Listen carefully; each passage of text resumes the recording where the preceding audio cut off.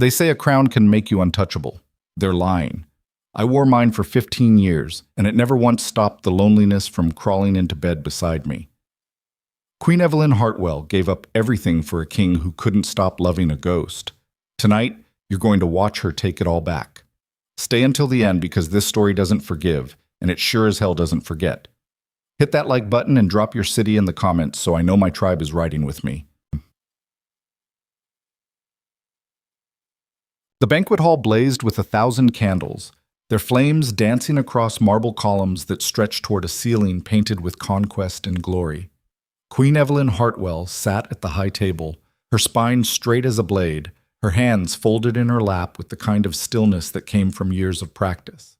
The emerald gown she wore cost more than most families would see in a lifetime, but beneath all that silk and jeweled embroidery, her skin felt cold.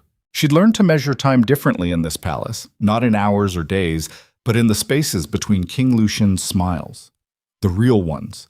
The ones he used to give her in the early years before the weight of the crown had settled fully on his shoulders, before every conversation became a transaction, before she'd realized she was fighting a war she could never win. Tonight marked the 15th anniversary of their union. The nobles had come from every corner of the kingdom, their laughter rolling through the hall like thunder. Wine flowed, musicians played, servants moved between tables with platters of roasted pheasant and honeyed fruit. It should have felt like a celebration. It felt like a funeral. Evelyn watched Lucien from the corner of her eye. He sat beside her, close enough that their shoulders nearly touched, but the distance between them stretched wider than the northern seas. His jaw was set, his gray eyes scanning the crowd with the calculated precision of a man who trusted no one.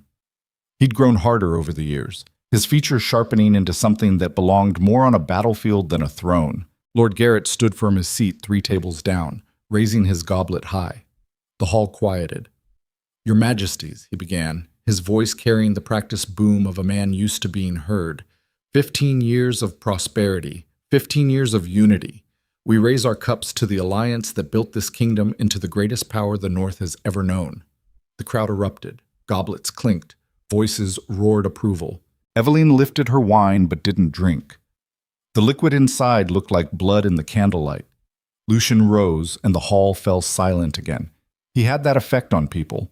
Command radiated from him like heat from a forge. When he spoke, even the servants stopped moving. 15 years, he said, his voice low and steady. 15 years since I took a wife and gained a kingdom. You speak of unity, Lord Garrett, and you're right. This alliance brought stability. It brought wealth. It brought order to chaos. Evelyn's fingers tightened around the stem of her goblet. Lucien continued. But let me speak plainly tonight, as a king should with his people. Marriage is many things. It's duty. It's strategy. It's the foundation upon which dynasties are built. He paused, and something shifted in his expression. Something distant. I've known great love in my life, he said quietly. The kind that burns so bright it leaves scars. The kind that makes you believe the world can be remade by sheer force of will. The hall had gone so still that Evelyn could hear the candles crackling.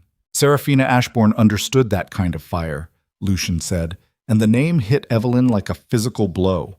She was wild and brilliant and untamed. She challenged every thought I had, questioned every decision, made me fight for every inch of ground. When she died, she took that fire with her. Evelyn stopped breathing. Lucien's gaze swept across the nobles, never once landing on his wife. But duty demands we carry on. A king needs stability. He needs someone who understands diplomacy, who can navigate the complexities of court without creating enemies, who can stand beside him without demanding he set the world ablaze to prove his devotion. The words kept coming, each one a blade sliding between her ribs. Queen Evelyn has been precisely what this kingdom needed, Lucien said. Steady, reliable, a partner who understands that passion must sometimes yield to practicality. The applause started slowly, uncertain, as if the nobles sensed they were witnessing something they shouldn't, but it built. It always did. They cheered for the king because that's what subjects do. Evelyn set down her goblet with a hand that didn't shake. Not yet. She'd learned to control that too. She stood in the hall quieted again. Every eye turned to her. She could feel their curiosity, their pity, their hunger for drama. They wanted to see the queen's face crack. They wanted to watch her crumble. She smiled instead. "My husband speaks truly," she said, her voice clear and cold as winter water. "Duty is the foundation of all great kingdoms, and I have done my duty without complaint or hesitation. For 15 years, I have been exactly what was required of me." The smile never wavered. "I hope you all enjoy the remainder of the celebration." She descended from the high table with the same grace she'd cultivated since childhood. Her steps didn't falter, her head didn't bow. She walked through the hall like a queen should, and no one dared stop her. But the moment the heavy doors closed behind her, the mask began to crack. The corridor beyond stretched long and empty, lit by torches that threw dancing shadows across stone walls. Evelyn's breathing came faster now. Her hands trembled. She pressed them against her stomach, trying to hold something inside that wanted desperately to break free. A king needs stability, reliable. A partner who understands that passion must sometimes yield to practicality. She'd known. Of course she'd known. But knowing and hearing it spoken aloud in front of the entire court were two different breeds of pain. Evelyn reached her chambers and dismissed the attending servants with a sharp gesture. They scattered. The door closed. She stood alone in the center of a room filled with luxuries she'd never asked for, surrounded by tapestries and carved furniture, and a bed large enough to feel like an ocean when you slept in it alone.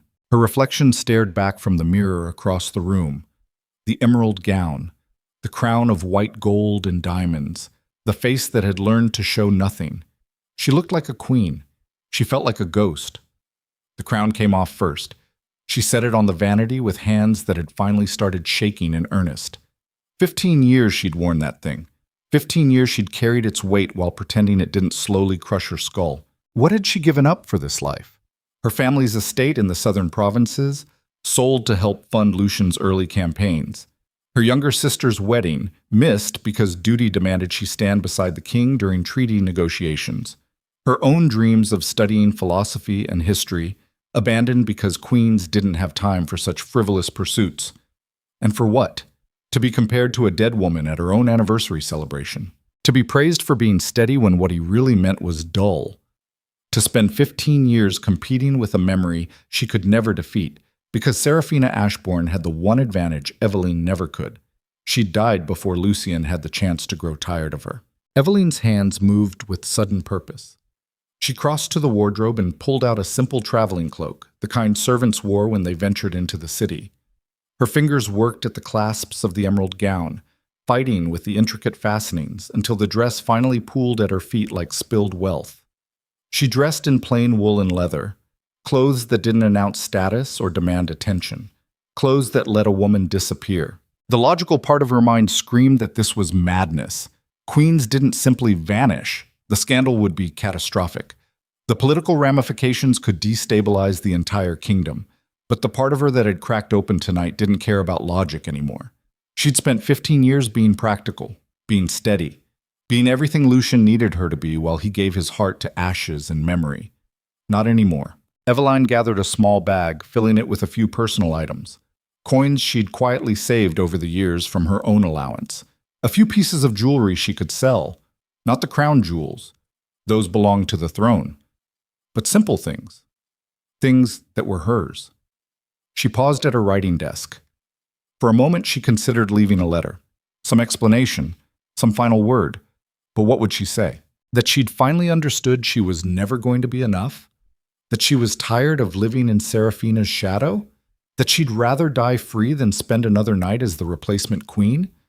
No letter could hold all of that. She left the page blank. The palace had a dozen secret passages built centuries ago when kings needed quick escapes from assassins and rivals. Evelyn had discovered them early in her reign, during the long nights when sleep wouldn't come, and wandering the empty corridors was better than lying awake in that massive bed. She knew the way out. The passage opened into the garden behind the eastern wall, where the roses grew wild and the guards rarely patrolled. The night air hit her face like a slap, cold and sharp and real. Above her, stars scattered across the sky in patterns she'd studied as a child, but never had time to appreciate as queen.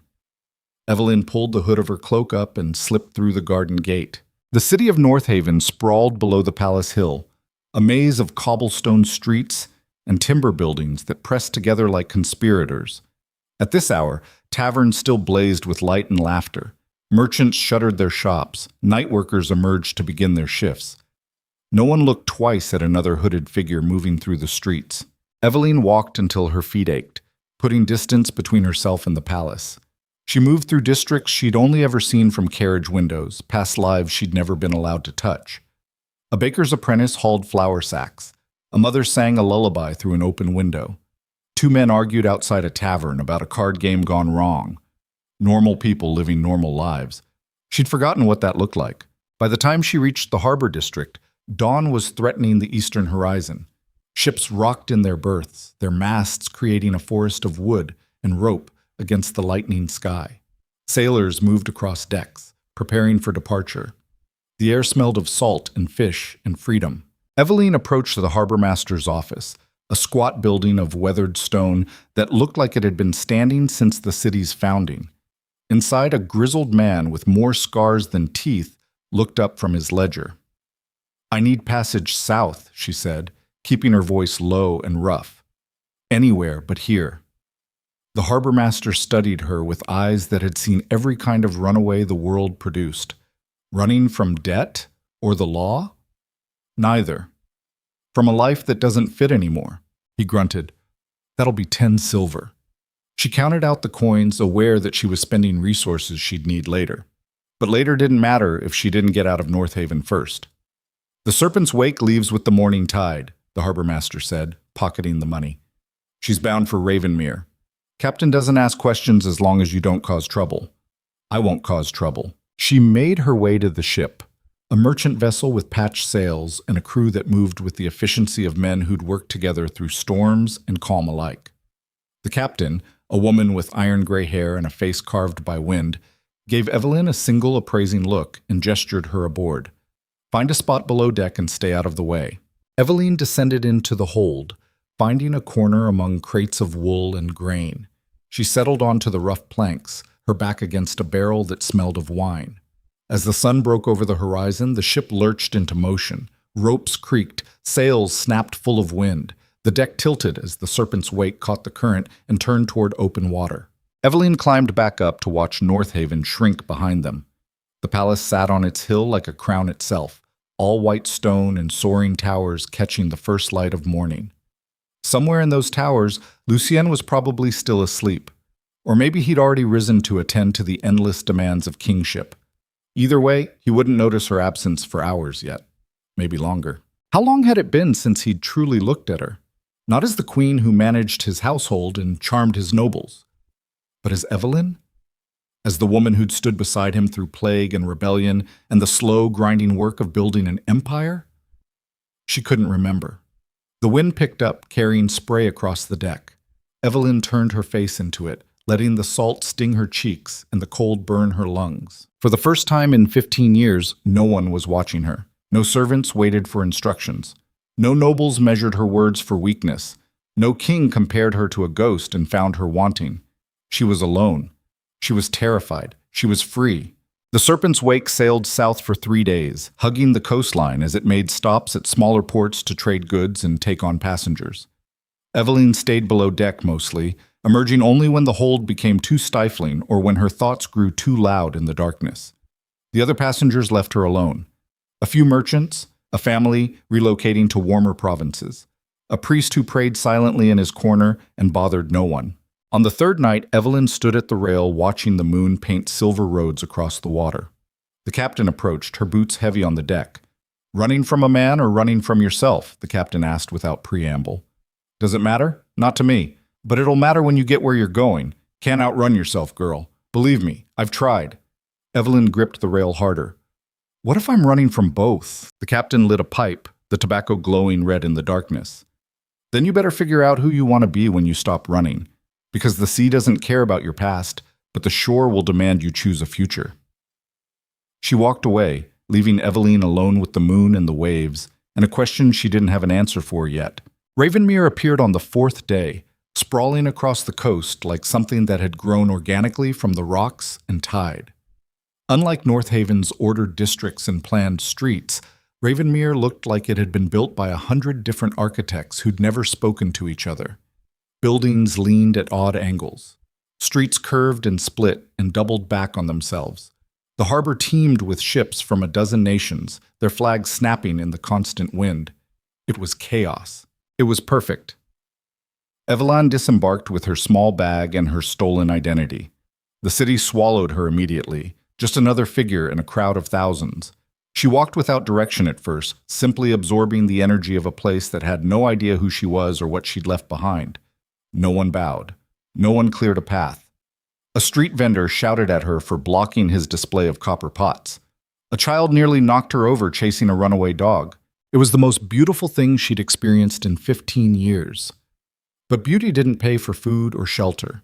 By nightfall, Evelyn's coins had dwindled to almost nothing. She found a boarding house in the merchant quarter, a narrow building sandwiched between a textile shop and a mapmaker's office. The landlady, a severe woman with calculating eyes, quoted a weekly rate that would drain Evelyn's remaining funds. "I can pay for 3 nights," Evelyn said. "After that, I'll need work." The landlady snorted. "Everyone needs work. What can you do?" The question hung in the air between them. What could she do? She'd been trained since childhood to run a noble household, to navigate court politics, to speak 4 languages and understand the intricacies of trade agreements and diplomatic protocol. She could plan a state dinner for 300 guests or negotiate a treaty that would hold for decades. None of that mattered here. "I can read and write," Evelyn said finally. "I can work with numbers. I understand commerce." The landlady's eyes sharpened. "You educated?" "My family believed knowledge was important." A lie, but close enough to truth that it didn't taste bitter. "Come back tomorrow morning," the landlady said. "There's a trading company 2 streets over. They're always looking for clerks who can manage ledgers. Owner's a hard woman, but fair if you don't steal from her." Evelyn paid for her 3 nights and climbed narrow stairs to a room barely large enough for a cot and a wash basin. The walls were thin enough that she could hear every footstep from the rooms above and beside her. The window looked out onto an alley where cats fought over garbage. She sat on the cot and let herself feel the full weight of what she'd done. She'd abandoned a throne, destroyed any chance of returning to the life she'd known, cut herself off from every comfort and connection that had defined her existence. And somewhere in North Haven, Lucien had surely discovered her absence by now. Was he angry, worried, or had he simply moved on to the next piece of business, the next crisis, the next decision that required his attention more than a missing wife? Evelyn lay back on the cot and stared at the ceiling. Water stains marked the plaster in abstract patterns that looked almost like maps. Maps to nowhere. Maps to anywhere. Tomorrow she would go to the trading company. She would bow her head and accept work that was beneath everything she'd been raised to be. She would start over with nothing but the mind she'd spent 15 years using to make a king look brilliant. But tonight, in this tiny room with its thin walls and water-stained ceiling, she allowed herself to grieve. Not for Lucien. He'd made his choice long ago, and it had never been her. She grieved for the woman she'd been before the crown, the girl who'd believed love and duty could coexist, the idealist who'd thought she could make herself indispensable through sheer competence and devotion. That woman was dead now, and in her place something new was beginning to take shape, something harder, something that understood the world didn't reward loyalty or sacrifice.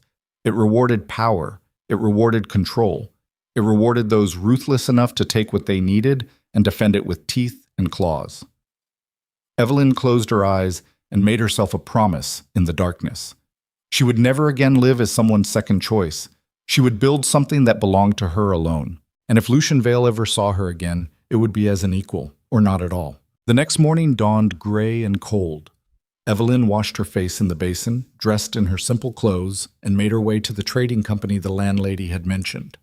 The office occupied the ground floor of a 3-story building near the docks, its windows displaying samples of goods from across the known world.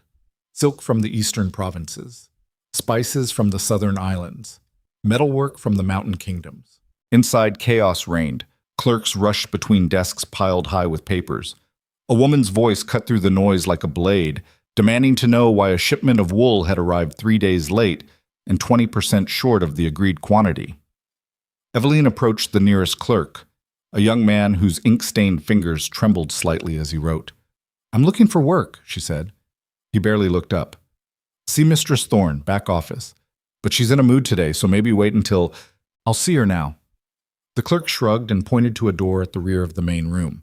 Evelyn knocked once and entered without waiting for an invitation. The woman behind the desk looked up sharply, her dark eyes taking in every detail of Evelyn's appearance in a single sweeping glance. Mistress Thorne was perhaps 50, her black hair threaded with silver and pulled back in a severe style that emphasized the sharp angles of her face. She wore practical clothes of good quality, and her desk was organized with the precision of someone who couldn't tolerate inefficiency. I'm busy, she said flatly. So am I. I'm busy looking for work, and you're busy needing someone who can help bring order to this chaos. We can help each other or waste each other's time. Your choice. Mistress Thorne set down her pen slowly. The chaos, as you call it, is a thriving business that moves more goods through Ravenmere than any 3 of my competitors combined. Then you can afford to hire someone who will make it move even faster. A smile ghosted across the older woman's face. Sit. Evelyn sat. What's your name? She'd prepared for this. Lena Gray. Not your real name. It's the only name that matters now. Mistress Thorne nodded slowly, as if that answer told her everything she needed to know. Running from something? Building towards something? Fair enough. Can you actually read and write, or were you lying to get through my door? I can read and write in 4 languages. I can calculate compound interest in my head and understand the difference between a letter of credit and a promissory note. I can spot a forgery at 20 paces and negotiate terms that protect your interests without alienating your trading partners. The older woman leaned back in her chair. That's quite a list for someone who looks like she's been sleeping in alleys. I haven't been sleeping in alleys. I have a room at the boarding house 2 streets over. I paid for 3 nights, which means I need income by tomorrow, or I'll be sleeping in alleys soon enough. Why should I believe you can do any of what you claim? Evelyn pointed to a ledger open on the desk. That column doesn't balance. You're showing a 7% loss on the wine shipment from Callister, but the numbers don't support it. Someone either made an error in transcription or they're skimming. My guess is the latter, given that the same clerk's handwriting appears on 3 separate discrepancies. Mistress Thorne's expression didn't change, but something shifted in her eyes. She pulled the ledger closer, running her finger down the columns. After a long moment, she looked up. When can you start? Now. Good. You'll work 6 days a week, dawn to dusk. Pay is 3 silver per week to start. If you prove yourself, we'll discuss an increase after a month. You steal from me, you'll wish you'd stayed in whatever alley I'm pretending you didn't crawl out of. Clear? Crystal. Welcome to Thorne & Company, Lena Gray. Evelyn spent the next weeks learning the rhythms of a world she'd only ever observed from a distance. The trading company moved goods across the kingdom and beyond. Raw materials flowing north, finished products flowing south, luxury items moving east and west to whoever had the coin to buy them. It was commerce stripped of pretense and politics, reduced to its purest form. Value exchanged for value, with profit or loss measured in ledgers that didn't care about bloodlines or crowns. She proved her worth quickly. The discrepancies she'd spotted in Mistress Thorne's ledgers were just the beginning. Within a week, she'd identified a pattern of theft among the warehouse workers. Within 2 weeks, she'd renegotiated terms with a fabric supplier that increased profit margins by 12%. Within 3 weeks, Mistress Thorne had doubled her salary and given her a desk of her own. The work was brutal.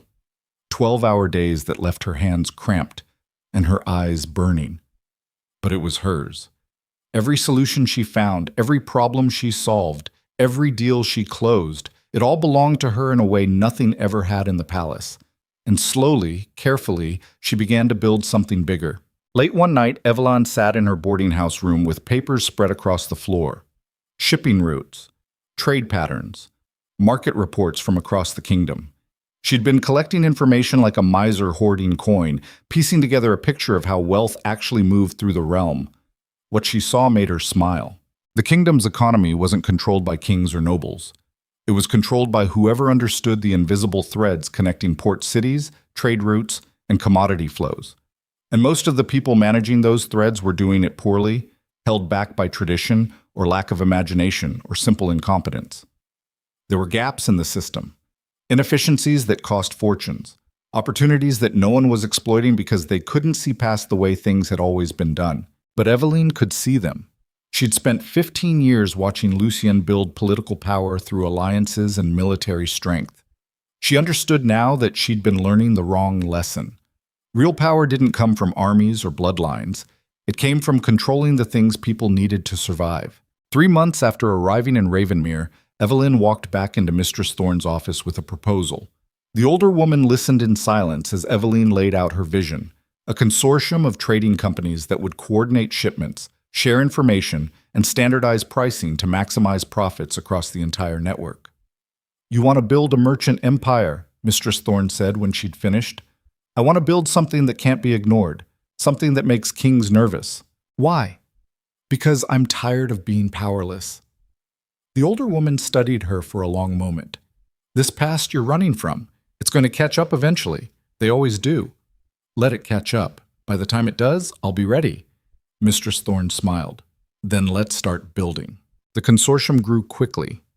Eveline traveled to other cities, meeting with merchants and traders who recognized the value in coordination over competition.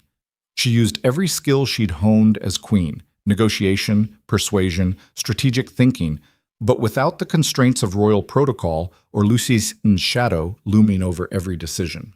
Within 6 months, the consortium controlled a quarter of Ravenmere's maritime trade. Within a year, it had spread to 3 other coastal cities. Within 18 months, whispers began reaching the capital. Whispers of a mysterious business leader transforming the kingdom's economy. Someone brilliant and ruthless, who understood power in ways that made the old merchant guilds obsolete. No one knew her real name, but everyone knew to fear the woman they called the Raven of Ravenmere. And in North Haven's palace, King Lucien Vale finally began to pay attention to the force that was quietly dismantling the economic foundations of his kingdom, never suspecting that the greatest threat to his throne wore the face of the wife he'd driven away. But on a cold morning, when storm clouds gathered over the capital, a royal courier arrived at the palace with documents that demanded the king's immediate attention. Trade reports, economic analyses, a pattern of coordinated merchant activity that suggested something far more dangerous than simple commerce. Lucien's chief advisor spread the papers across the table, his face pale. "Your Majesty," he said quietly, "we have a problem. Someone is building an empire inside your empire, and whoever they are—" He paused, his finger resting on a signature at the bottom of a trade agreement. The handwriting looked familiar, elegant but efficient, every letter precisely formed, just like the hundreds of documents the king had signed over 15 years of joint rule, just like his missing queen's hand. Lucien picked up the paper with fingers that had started to shake, and for the first time since Eveline had vanished into the night, true fear began to coil in his chest. Lucien stared at the signature until the letters blurred. His chief advisor stood frozen across the table, waiting for a reaction that didn't come, because the king's mind had gone somewhere else entirely. Somewhere dark and suffocating, where 15 years of assumptions were collapsing like rotten timber. The handwriting belonged to Eveline. He'd know it anywhere. Hundreds of documents signed together, thousands of letters penned in her precise script. The way she formed the letter E with that slight flourish at the base. The way her V never quite closed at the top. This was her hand, which meant his missing queen wasn't hiding in some distant province nursing her wounded pride. She was building an economic empire that had his merchants terrified and his treasury bleeding silver. "Find out everything," Lucien said, his voice coming out rougher than he intended. "Every trade agreement, every company in this consortium, every person who's met with their representatives. I want names. I want locations. I want to know how deep this goes." "Your Majesty," the advisor said carefully, "if this is truly the queen, don't call her that, not yet, not until we're certain." But they both knew. The certainty sat in Lucien's chest like a stone. The advisor gathered his papers and left. Lucien remained at the table, his hands flat against the wood grain, his breathing controlled with the kind of discipline that came from years of hiding what he actually felt. Eveline had vanished 8 months ago. 8 months of searching that had turned up nothing. He'd sent investigators to every corner of the kingdom, questioned servants, interrogated guards, offered rewards for information that never came. He'd assumed she'd gone somewhere to mourn. to rage privately at the humiliation he'd dealt her during that cursed banquet. He'd expected her to return eventually, chastened and ready to resume her duties, because that's what Evelyn did. She endured. She adapted. She never broke the rules. Except she'd broken the biggest rule of all. She'd left. And instead of crumbling, she'd built something that threatened everything he'd spent his life constructing. The realization came with a strange mixture of fury and something else, something that felt uncomfortably like respect. Lucy G.C. walked to the window overlooking North Haven. The city sprawled below, all narrow streets and smoking chimneys and lives being lived in ignorance of the crisis brewing in the palace. He'd always thought of the kingdom as his, built by his strategies, protected by his armies, governed by his will. But economics wasn't warfare. You couldn't conquer a trade route with cavalry. You couldn't intimidate a merchant consortium with threats of violence. This was a different kind of power, and he'd been blind to it because he'd spent 15 years taking for granted the woman who understood it better than anyone. Your Majesty. Lucian turned. His captain of the guard stood in the doorway, his face carefully neutral in that way that meant he was about to deliver bad news. Speak. 3 more merchant houses have joined the consortium. They're calling it the Ravenmere Alliance now. They've standardized rates across all member companies, and they're refusing to trade with anyone who undercuts their pricing. So they're fixing prices, in a manner of speaking, but they're not breaking any laws. They're just coordinating in ways that make independent merchants irrelevant. If you can't match their efficiency, you either join them or you go bankrupt. How much of our economy do they control now? The captain hesitated. Best estimates? 40% of maritime trade, 30% of overland shipping, and they're expanding into raw materials, timber, iron, grain. If this continues, they'll have leverage over every major industry in the kingdom within 2 years. Lucian's jaw tightened. And the woman running this alliance, have we confirmed her identity? No one's seen her face. She conducts all business through intermediaries. But the merchants who've dealt with her people say she's brilliant, ruthless. She knows things about their operations that should be impossible for an outsider to know. It's like she's been studying the kingdom's economy for years. Because she had been. From inside the palace. With access to every trade report and economic analysis that crossed the king's desk. Lucian dismissed the captain and returned to staring out the window. The afternoon sun caught the rooftops, turning them gold, beautiful and indifferent. He'd made a mistake at that banquet. He could see it clearly now, though the recognition came too late to matter. He'd spoken carelessly about Serafina, letting old grief surface in a moment of weakness. He'd compared Evelyn to a ghost without considering that even the steadiest foundations crack under enough pressure. But leaving? Abandoning her position to wage economic war against the crown? That wasn't the Evelyn he knew, which meant he'd never actually known her at all. The thought sat in his mind like poison. Across the kingdom in Ravenmere, Evelyn stood in the consortium's headquarters, watching rain hammer against windows that overlooked the harbor. Ships rocked in their berths, their masts swaying like broken promises. The storm had rolled in fast, turning the sea to churning gray violence. She liked storms. They reminded her that nature didn't negotiate. Mistress Thorne entered the office without knocking, a habit Evelyn had learned to accept. The older woman carried a leather portfolio stuffed with papers. 3 more houses have agreed to join, Thorne said, dropping the portfolio on Evelyn's desk. That gives us controlling interest in the northern wool trade and most of the southern grain routes. Good. What about the timber contracts? Still negotiating. The mountain guilds are stubborn. They don't like outsiders telling them how to run their business. Then make them understand that we're not outsiders anymore. We're the future. They can join it or watch their profits disappear to competitors who aren't too proud to adapt. Thorne smiled. You know, when you first walked into my office, I thought you were running from a bad marriage or a gambling debt. Evelyn's expression didn't change. What do you think now? I think you're the most dangerous person I've ever met. And I've met smugglers who'd gut their own mothers for a profit. Dangerous. The word tasted like victory. Evelyn had spent 8 months building this empire with the same meticulous care she'd once applied to managing the palace. But where queenship had demanded grace and restraint, commerce rewarded aggression and vision.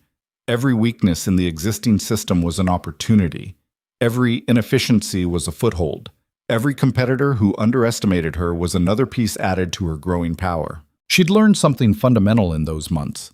The world didn't punish ambition, it punished hesitation. All those years she'd waited for Lucian to see her value, to choose her over a memory, she'd been playing the wrong game entirely. You didn't wait for power to be granted. You took it. You built it from nothing and defended it with everything you had. And if that made her dangerous, then she'd be dangerous. Someone knocked at the door. One of her younger agents, a sharp-eyed woman named Kara, who'd proven invaluable at gathering intelligence. "You said you wanted to know when the palace started investigating," Kara said. "They have? Royal investigators have been asking questions in the merchant district, trying to identify consortium leadership. So far, our people have given them nothing useful. But they're persistent." Evelyn turned back to the window. "So Lucian knows, or suspects. The question is what he'll do about it," Thorne said. "He could try legal action, claim we're operating a monopoly, get the merchant courts involved. He won't. Legal battles take years and he'd have to prove actual harm.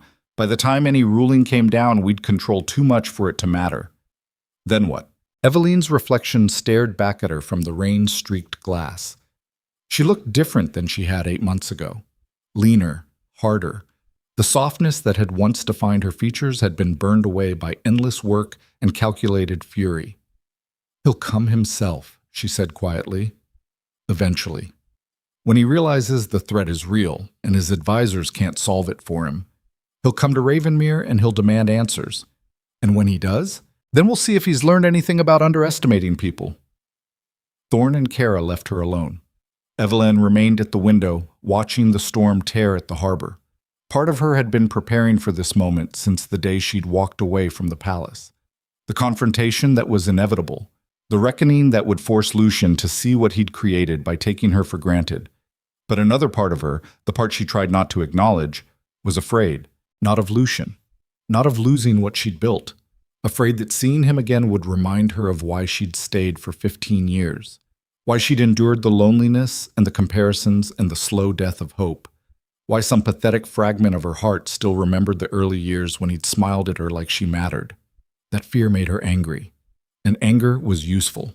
2 weeks later, Lucian arrived in Ravenmere with a small contingent of guards and advisors. No royal procession, no announcement. He came quietly, like a man who understood that drawing attention would only complicate things. He took rooms at an inn near the harbor and spent 3 days gathering information, meeting with local merchants, listening to their complaints and their praise of the consortium, learning the geography of a power structure that had grown under his nose while he'd been distracted by borders and treaties and the endless maintenance of political alliances. On the 4th day, he requested a meeting with the leader of the Ravenmere Alliance. The request was denied. On the 5th day, he sent a more strongly worded message. Again, denied. On the 6th day, he stopped asking and showed up at the consortium headquarters himself. The building was larger than he'd expected. 3 stories of stone and timber that had clearly been expanded multiple times as the organization grew. Guards stood at the entrance, but they were merchant guards, not soldiers. They carried clubs instead of swords. "I'm here to see whoever's in charge," Lucian said. The guards looked at each other. Then one of them went inside. The other remained, his expression carefully blank. Lucian waited. He was good at waiting when necessary. Patience was a weapon like any other. The guard returned. "Follow me." They climbed stairs to the 3rd floor, walking through corridors lined with offices where clerks worked over ledgers and maps covered walls showing trade routes across the known world. It looked like a military operation, strategic, organized, built for expansion. The guard stopped at a heavy wooden door. Knocked once. "Enter." The voice hit Lucian like a fist to the chest. The guard opened the door and stepped aside. Lucian walked into an office that was all business. No luxury, no decoration, just a desk covered in papers, a map table, and windows showing the harbor below. And standing beside those windows, backlit by afternoon sun, was his wife. Except she wasn't his wife anymore. Not really.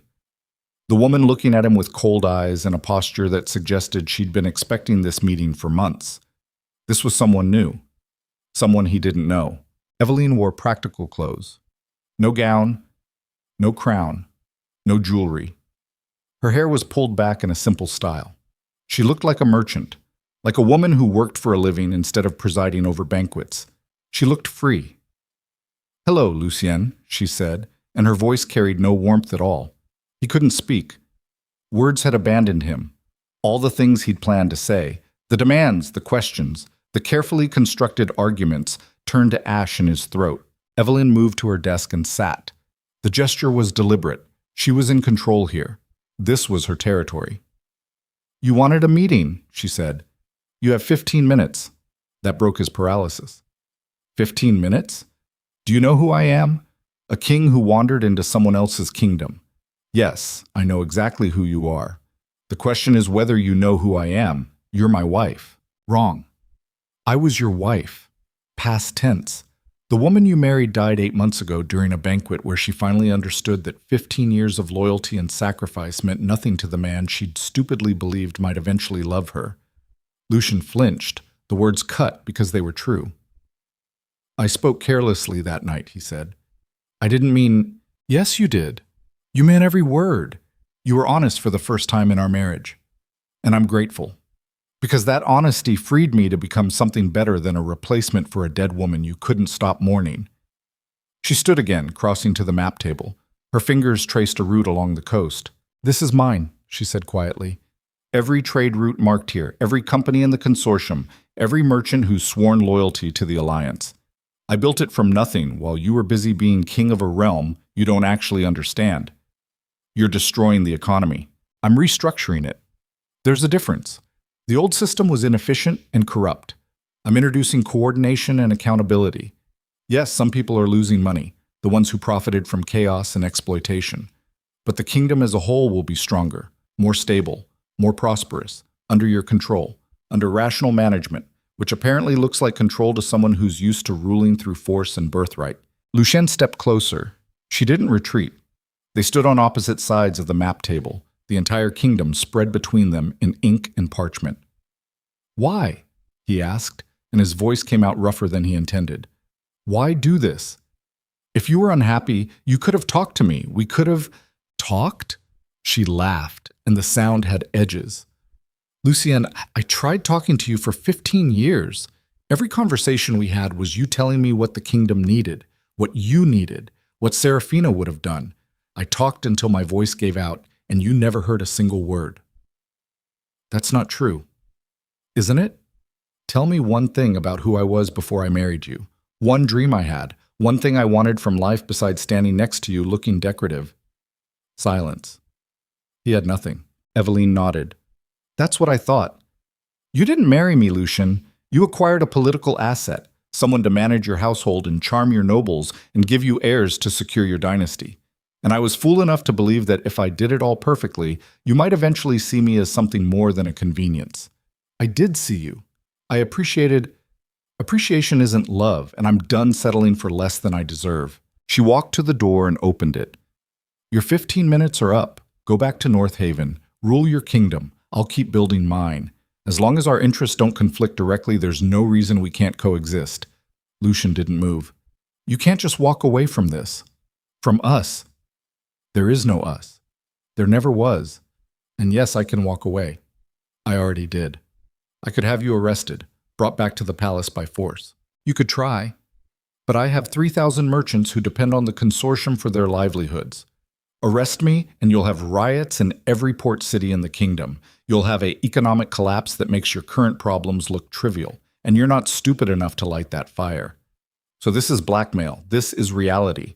I hold more economic power than you do. Accept it, adapt to it, or watch your kingdom bleed until you're king of nothing but memories and bad decisions." She was right. The knowledge sat in his gut like lead. He could threaten, he could bluster, but she'd positioned herself perfectly. Attacking her would damage the kingdom more than it would hurt her. When had she become this? "The door's open," Evelyn said. "Use it." Lucien looked at her one more time. Really looked. Seeing not the queen he'd taken for granted, but the woman he'd never bothered to know. She was brilliant. He'd always known that, but he'd thought her brilliance existed to serve him, to make him look better, to fill the gaps in his own knowledge without demanding credit or recognition. Now that brilliance had turned against him and he had no defense, he walked to the door, stopped. "I did love you," he said quietly. in my way. Your way wasn't enough." He left, walked down the corridors past clerks who wouldn't meet his eyes, descended stairs that felt steeper than they had climbing up, emerged into streets where no one bowed or cleared a path because here, he was just another man who'd lost something he couldn't get back. His guards waited with the horses. His advisors hovered nearby, their faces full of questions. "We're leaving," Lucian said. They rode out of Ravenmere as the sun dropped toward the horizon. Lucian didn't look back. Looking back served no purpose. But the entire ride north, he couldn't stop thinking about the woman in that office, the cold fury in her eyes, the absolute certainty in her voice, the power she radiated like heat from a forge. He'd created this. By comparing her to Serafina, by taking her loyalty for granted, by spending 15 years treating her like a tool instead of a partner. And now she was beyond his reach. The thought should have filled him with rage. Instead, it felt like grief. Back in Ravenmere, Evelyn stood at her window watching the king's party become small figures on the northern road. Her hands gripped the windowsill hard enough to hurt. She'd won that confrontation, dominated it completely, sent him away with nothing but the bitter taste of his own mistakes.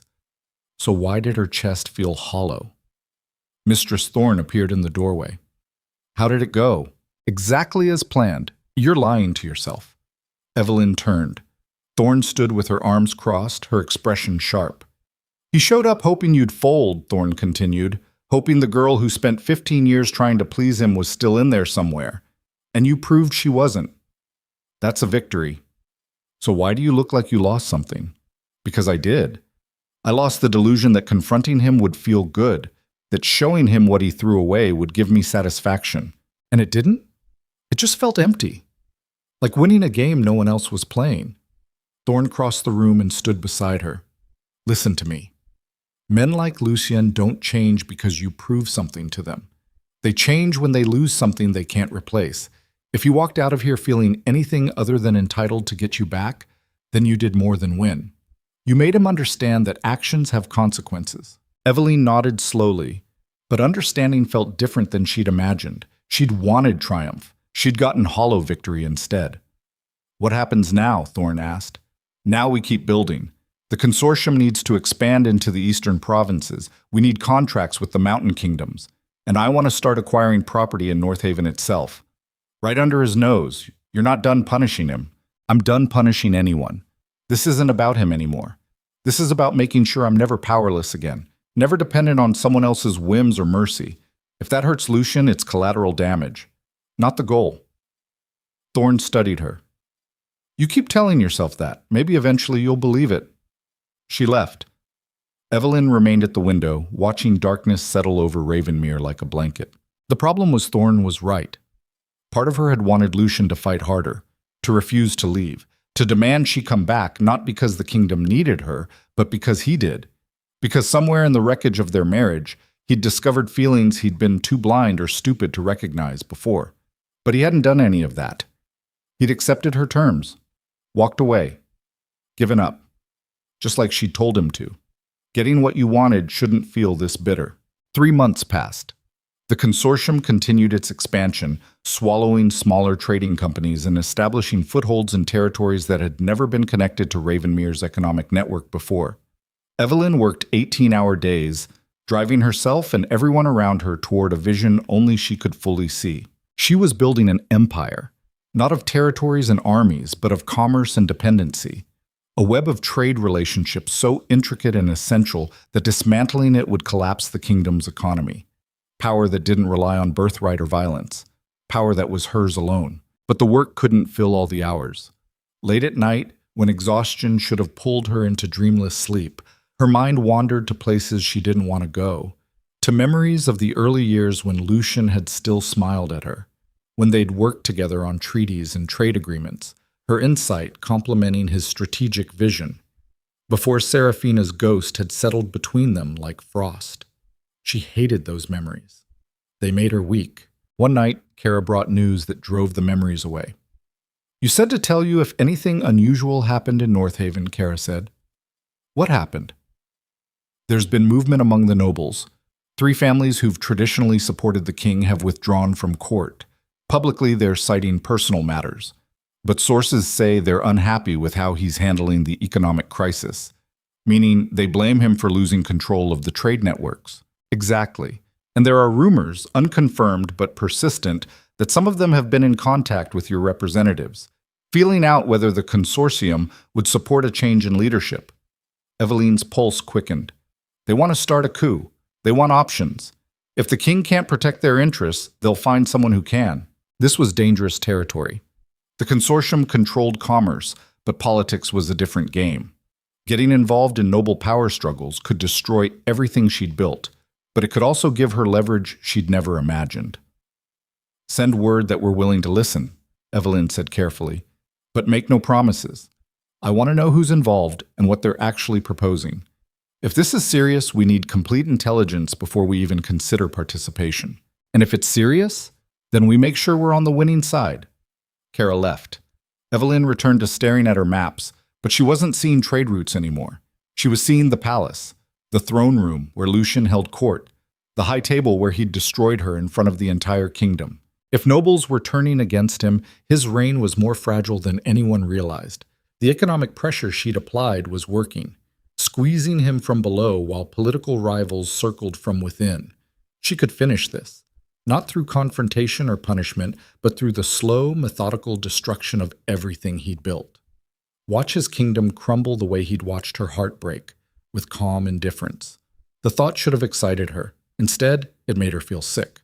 Because destroying Lucian meant destroying the kingdom, and whatever she'd become, whatever hardness she'd cultivated, she still remembered the people she'd once served as queen, the farmers and merchants and common folk who'd looked to the crown for stability. They'd done nothing wrong. They didn't deserve to suffer because their king was a fool. Evelyn stood abruptly and paced the office. This was the problem with power. It came with responsibilities you didn't want, choices that had no good answers. You could use your leverage to protect yourself, but using it to harm others meant becoming exactly the kind of person you'd spent your life avoiding, unless that person was who you needed to be to survive. The door opened without warning. Evelyn spun, her hand reaching for the knife she'd started carrying after the first assassination attempt 3 weeks ago. Lucian stood in the doorway. He looked different than he had during his last visit. Older, more tired, like something essential had been burning inside him and finally gutted itself out. "How did you get in here?" Evelyn demanded. "I walked through the front door. Your guards recognize kings, apparently, even ones who don't belong here. You need to leave. I need to talk to you. We talked 3 months ago. You didn't like what you heard." Lucien closed the door, moved into the room with the careful steps of a man approaching something dangerous. His eyes never left hers. "There's going to be a coup," he said flatly. "You know this already. Your people have been in contact with the conspirators." Evelyn's expression remained neutral. "That's a serious accusation. It's a fact. I have my own sources. 3 noble families are planning to move against me. They think I've become a liability, and they think you'll support them because I humiliated you, and this is your revenge. Will I? Support them? That's what I came to find out." They stood in the center of the room, and Evelyn could feel the weight of the moment pressing down like a physical force. Everything she'd built, everything she'd suffered, everything she'd become. It all led here, to a choice that would define who she really was. "Why should I help you?" she asked quietly. "You destroyed 15 years of my life with careless cruelty. You compared me to a dead woman and made me feel like I'd never be enough. Give me one reason why I shouldn't let these nobles tear you down." "Because you're not cruel," Lucian said. "You're angry. You're hurt. You're justified in both. But you're not the kind of person who burns a kingdom to ashes just to watch a man suffer. You don't know what kind of person I am. You never did. Then tell me. Tell me who you've become. Because the woman I married would never have built what you've built, and I need to understand what I'm asking her to save." Evelyn's hands clenched. "The woman you married is dead. I killed her the night I left the palace. What's standing here is someone harder. Someone who understands that kindness is weakness, and loyalty is just another word for stupid. I don't believe that. Believe what you want. It doesn't change reality." Lucian took another step forward. "Reality is that nobles are planning treason. Reality is that if they succeed, this kingdom descends into civil war. Reality is that you're the only person with enough economic leverage to stop it. You can cut off their funding, freeze their assets, make it impossible for them to hire mercenaries or buy support. And why would I do any of that? Because thousands of innocent people will die if you don't. Because the stability you've built your consortium on will collapse. Because saving me means saving the kingdom, whether you like it or not.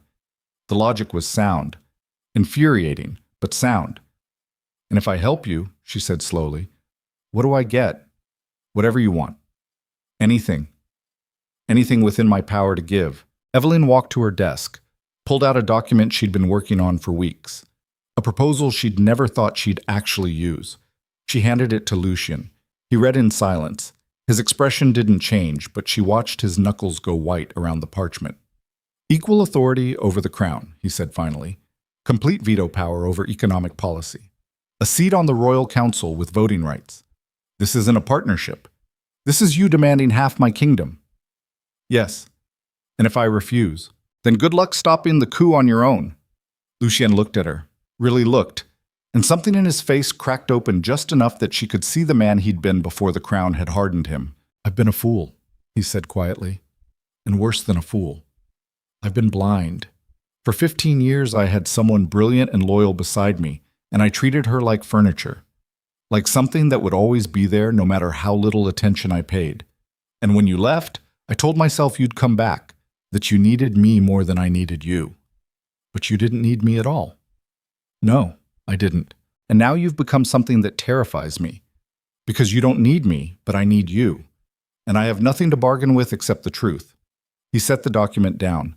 If you want half the kingdom, take it. You've earned it. You saved it once already just by keeping it running while I played at being king. If saving it again requires giving you power I was too arrogant to share before, then that's a price I'll pay. Evelyn stared at him, searching for the manipulation, the angle, the game. She found none. Just a man who'd finally run out of illusions. The nobles move in 4 days, Lucian said. They're hiring mercenaries from the eastern provinces.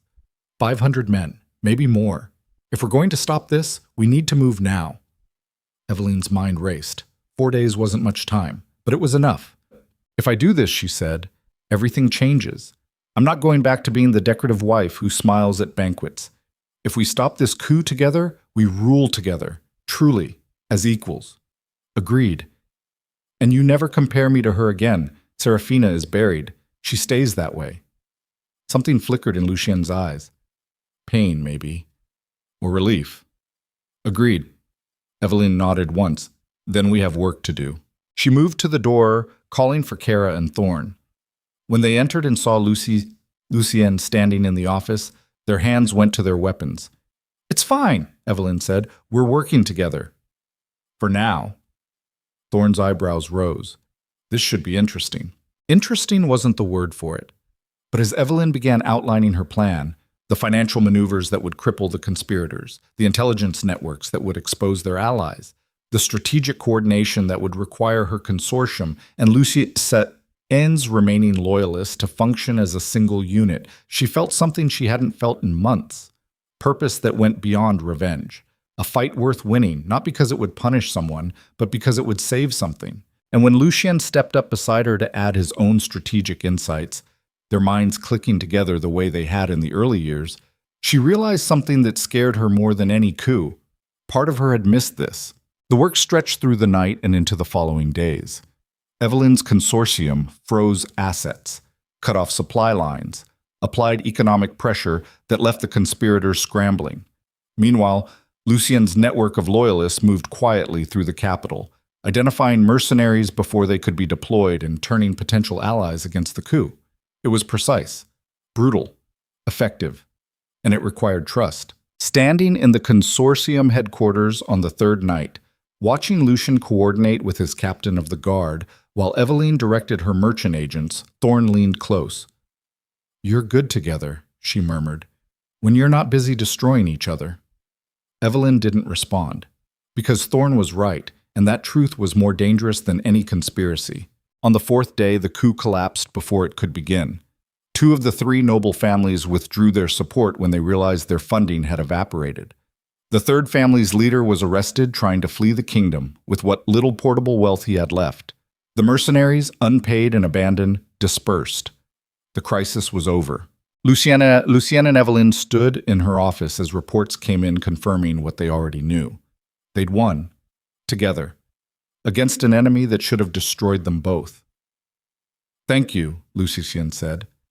"Don't thank me. I did it for the kingdom, not for you." "I know." But the way he looked at her suggested he understood that the line between those two motivations wasn't as clear as she claimed. "What happens now?" he asked. "Now you honor your agreement. I return to North Haven, not as your wife, as your equal partner in ruling this kingdom. And us? There is no us.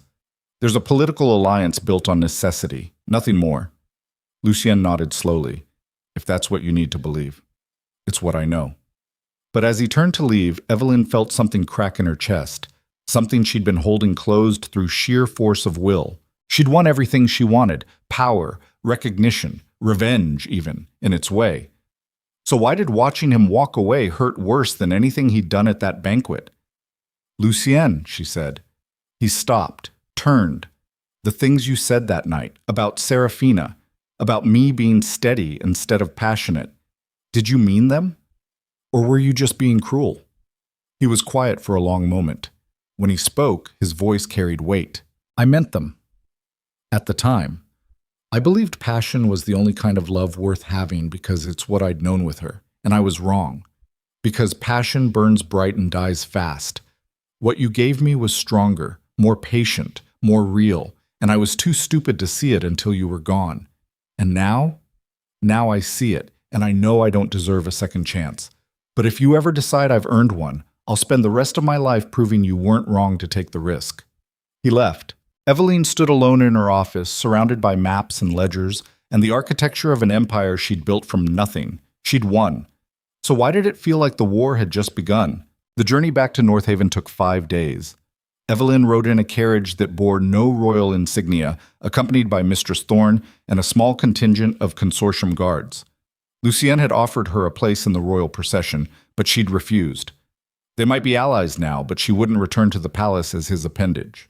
She'd arrive on her own terms, or not at all. The countryside rolled past her window, all autumn fields and scattered villages where people went about their lives, unaware that their kingdom had nearly torn itself apart.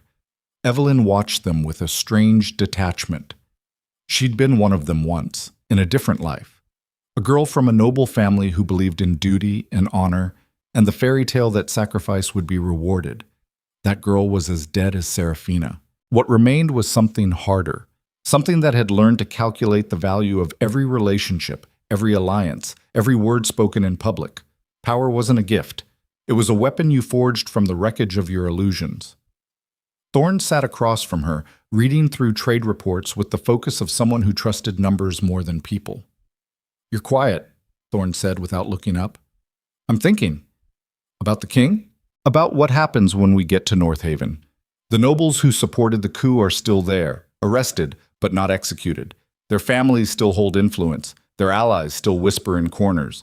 You think there'll be another attempt? I think desperation makes people stupid, and right now a lot of powerful families are desperate." Thorne set down her papers. "So what's the play? We consolidate. Fast. Before anyone has time to regroup, I want consortium representatives in every major city. I want contracts with every supplier who matters. I want to make it economically impossible for anyone to move against the crown without destroying their own wealth. That's aggressive. That's survival." The carriage hit a rut. Evelyn's shoulder slammed against the window frame, pain shooting down her arm.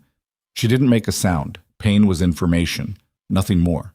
They arrived in North Haven as the sun dropped behind the palace walls, turning the whole city gold and crimson, like something burning.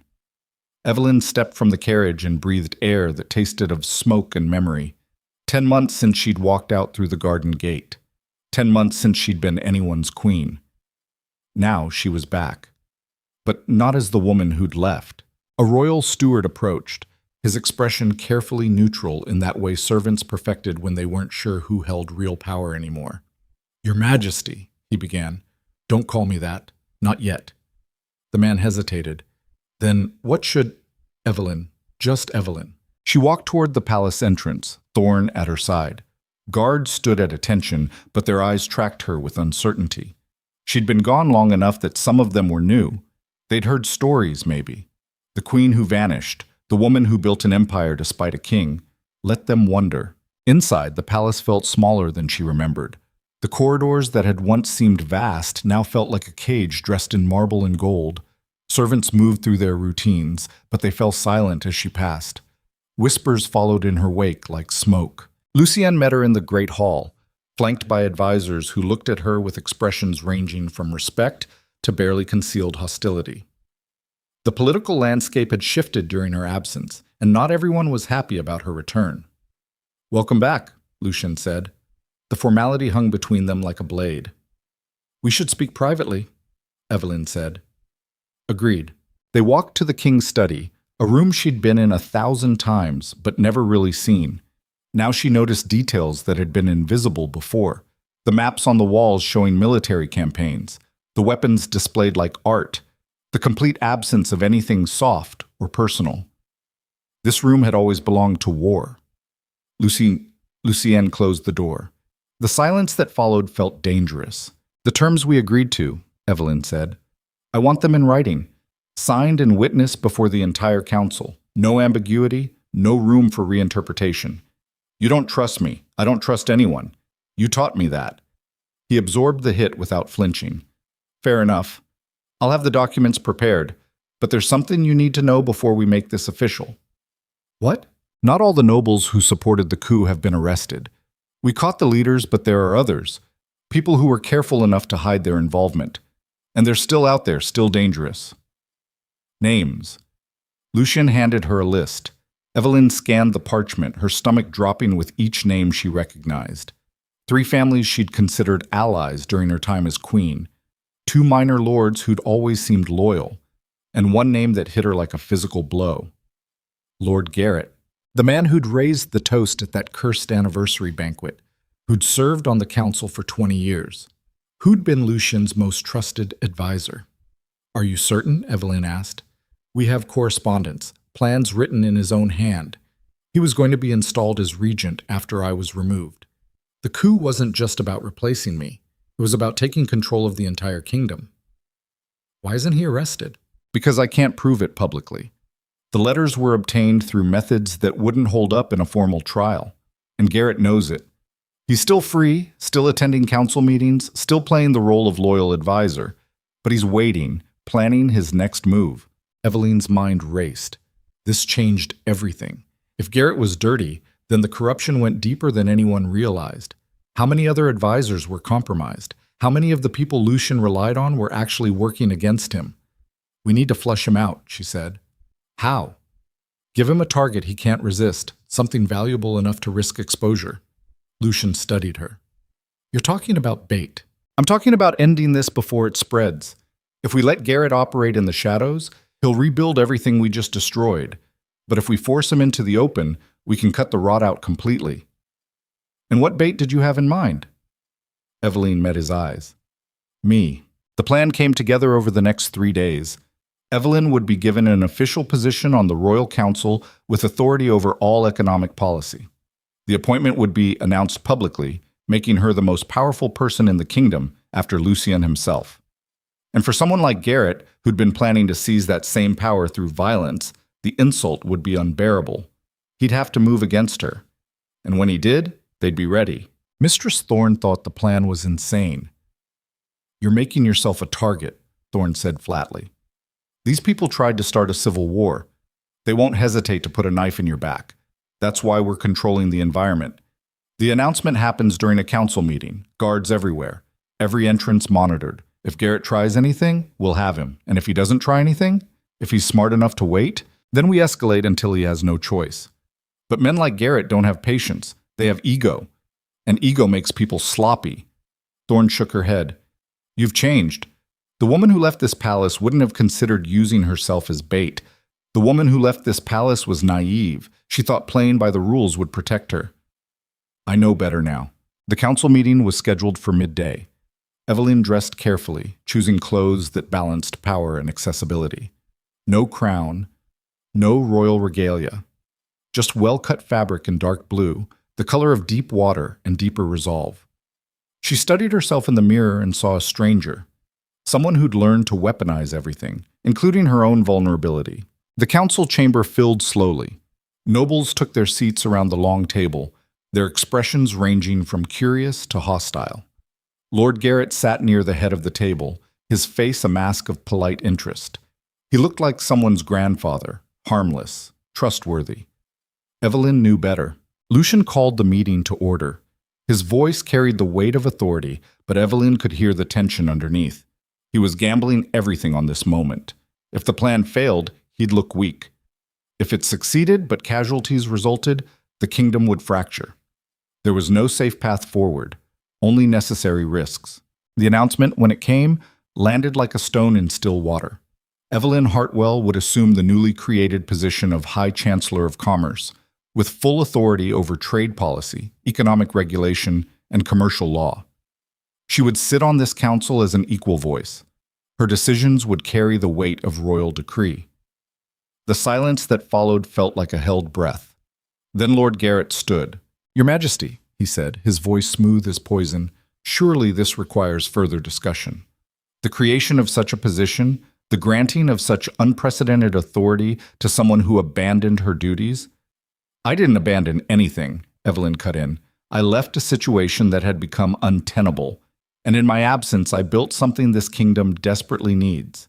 Economic stability, trade networks that function efficiently, systems that don't rely on corruption and favoritism." Garrett's smile never wavered.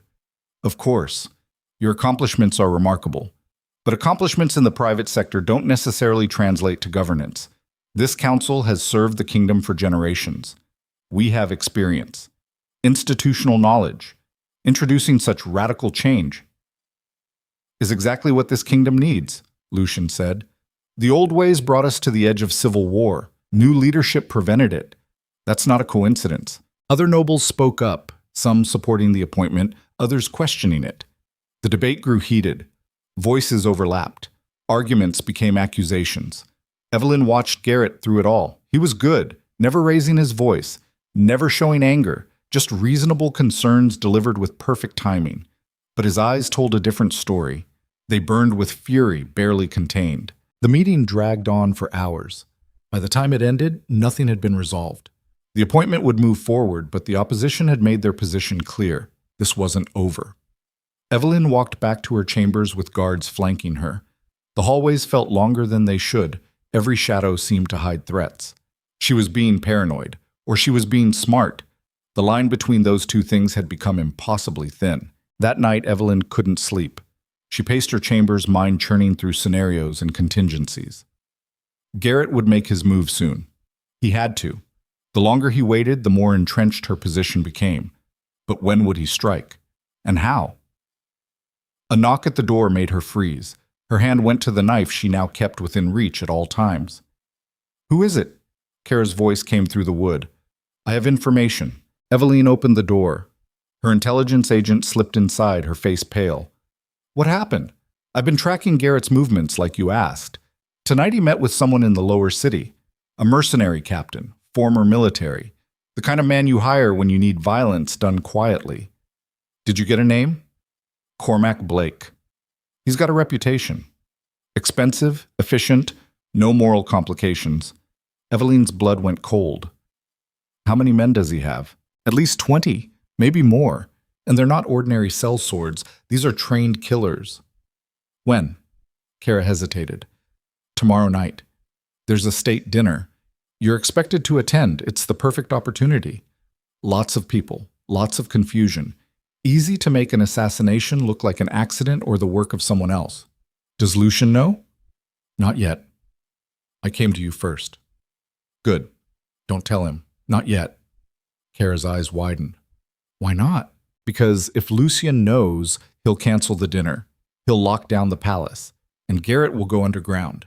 We'll never get another chance this clean." "So what do we do?" Evelyn walked to the window. Outside, the city sprawled in darkness broken by scattered lights. Thousands of people sleeping, living, unaware that their world was balanced on the edge of a blade. "We let the dinner happen," Evelyn said.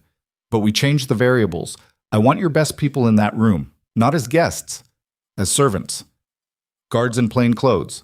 Anyone who can fight without drawing attention. And I want every exit covered. You're still making yourself bait. I'm controlling the battlefield. There's a difference. Kara looked like she wanted to argue, but she just nodded and left. Evelyn stood alone in the darkness, her reflection a ghost in the window glass. Tomorrow night, everything would come to a head. Garrett would make his move, and she'd be ready, or she'd be dead. Either way, the waiting would be over. The state dinner began at sunset. The great hall blazed with candles and flowers, tables laden with food that most of the kingdom's population would never taste. Nobles in their finest clothes moved through carefully choreographed social rituals, their laughter brittle and bright. Evelyn wore red, the color of blood and warning. She moved through this crowd with perfect composure, accepting congratulations on her appointment with grace she didn't feel. Every face was a potential threat. Every smile could hide a knife. Lucian found her near the wine table. "You look tense," he said quietly. "I'm fine. You're lying." She met his eyes. "Has it occurred to you that the people trying to kill us might be in this room right now, drinking our wine and planning our funerals every day? That's what being king means, living with the knowledge that trust is a luxury you can't afford. Then you understand why I can't relax." He studied her. "Something's going to happen tonight, isn't it?" It wasn't a question. Evelyn didn't answer. She just lifted her wine glass in a silent toast and walked away. The attack came during the third course. Evelyn had just sat down when she heard the first scream. It came from the servants' entrance, followed by the clash of steel. Then shouting, then chaos. Armed men poured into the hall, 20 of them at least, maybe more. They wore no colors or insignia, but they moved with military precision. Guests scattered. Guards rushed to intercept. The careful choreography of the dinner collapsed into violence. Evelyn's first instinct was to run. Her second was to fight. She chose neither. Instead, she stood perfectly still, watching the attackers' patterns. They weren't random. They had a target, and that target was moving toward her with cold efficiency. Cormac Blake emerged from the chaos like a shark through blood-dark water. He was massive, scarred, and utterly calm. A professional doing professional work. He locked eyes with Evelyn across 20 feet of panicked nobility, and smiled. Then Kara's people hit him from 3 sides. The fight that followed was brutal and fast. Blake was good, but he was outnumbered, and Kara had chosen her fighters well. Within seconds, he was disarmed and driven to his knees, but the other mercenaries kept coming. The hall descended into a nightmare of steel and screaming. Nobles who'd never held a weapon cowered behind overturned tables. Guards fought desperately against attackers who had youth and hunger on their side. Blood pooled on marble floors that had been scrubbed to mirror brightness hours before. Evelyn pulled the knife from her sleeve and waited. One of the mercenaries broke through the defensive line, charging straight for her with a blade raised. She stepped aside at the last second, letting his momentum carry him past. Then she drove her knife into the gap between his armor plates. He went down hard. She didn't wait to see if he'd get up. The fighting lasted less than 10 minutes, but it felt like hours. When the last mercenary fell, the hall was a scene from a battlefield. Bodies everywhere, wounded nobles crying for help, servants frozen in shock. And in the center of it all, Lord Garrett stood with his hands raised, his face a mask of horror. "Terrible," he said, his voice shaking. "Absolutely terrible. Your Majesty, we must find who's responsible for this outrage. No one is safe if such violence—" "Blake is responsible," Evelyn said, walking toward Garrett with her bloody knife still in hand. "And Blake was hired by you." Garrett's expression didn't change, but something flickered in his eyes. Preposterous. "I've served this crown for 20 years. I know, you've been very patient, building alliances, positioning yourself, waiting for the right moment to seize what you thought you deserved. You have no proof." Evelyn gestured to the guards. They dragged Cormac Blake forward. The mercenary was bleeding from a dozen wounds, but his eyes were clear and calculating. "Tell them," Evelyn said. Blake looked at Garrett, then at Evelyn. Then he smiled that cold professional smile again. "Lord Garrett hired me to kill the king and the woman they're calling High Chancellor. 50,000 gold, half up front, the rest on completion." The hall went silent. Garrett's face finally cracked. "Lies. This man is lying to save his own skin. You can't. We have the letters, Lucien said, stepping forward with documents in hand. Your plans, your payments, everything documented in your own handwriting. You're done, Garrett. For a long moment, the old lord just stood there. Then something changed in his posture. The mask of civilization fell away entirely. You're a fool, Lucien, he said, and his voice carried venom now. You always have been. Playing at being king while the real power slipped through your fingers. And her? He turned to Eveline. You're even worse. A jumped-up merchant pretending she belongs in a palace. You think these nobles will ever respect you? You think you can hold power you weren't born to? I don't need their respect, Eveline said. I have their fear. That's worth more. Guards, Lucien said. Take him. They moved forward. Garrett didn't resist, but as they dragged him past Eveline, he leaned close enough that only she could hear. You won tonight, but this isn't over. There are others, people you trust, people you think are loyal, and they're going to destroy everything you've built. Then they pulled him away. Eveline stood in the ruined hall, surrounded by casualties and chaos, and felt the weight of Garrett's words settle over her like a burial shroud. Because he was right. This wasn't over. His aftermath took 3 days to sort through. Garrett was tried swiftly and convicted on overwhelming evidence. His execution was scheduled for the week's end. The other conspirators were rounded up, their assets seized, their families exiled. The kingdom, it seemed, was secure. But Eveline couldn't shake the feeling that something was wrong. She threw herself into work, reorganizing the council, restructuring trade agreements, building systems that would make future coups harder to organize. Lucien worked beside her, and for the first time since they'd been married, they functioned as true partners. But partnership required trust, and trust required vulnerability. And vulnerability was how people got destroyed. 1 week after Garrett's execution, Eveline sat in her office reviewing financial reports when Kara burst through the door without knocking. We have a problem. Eveline looked up. The expression on Kara's face made her blood run cold. What kind of problem?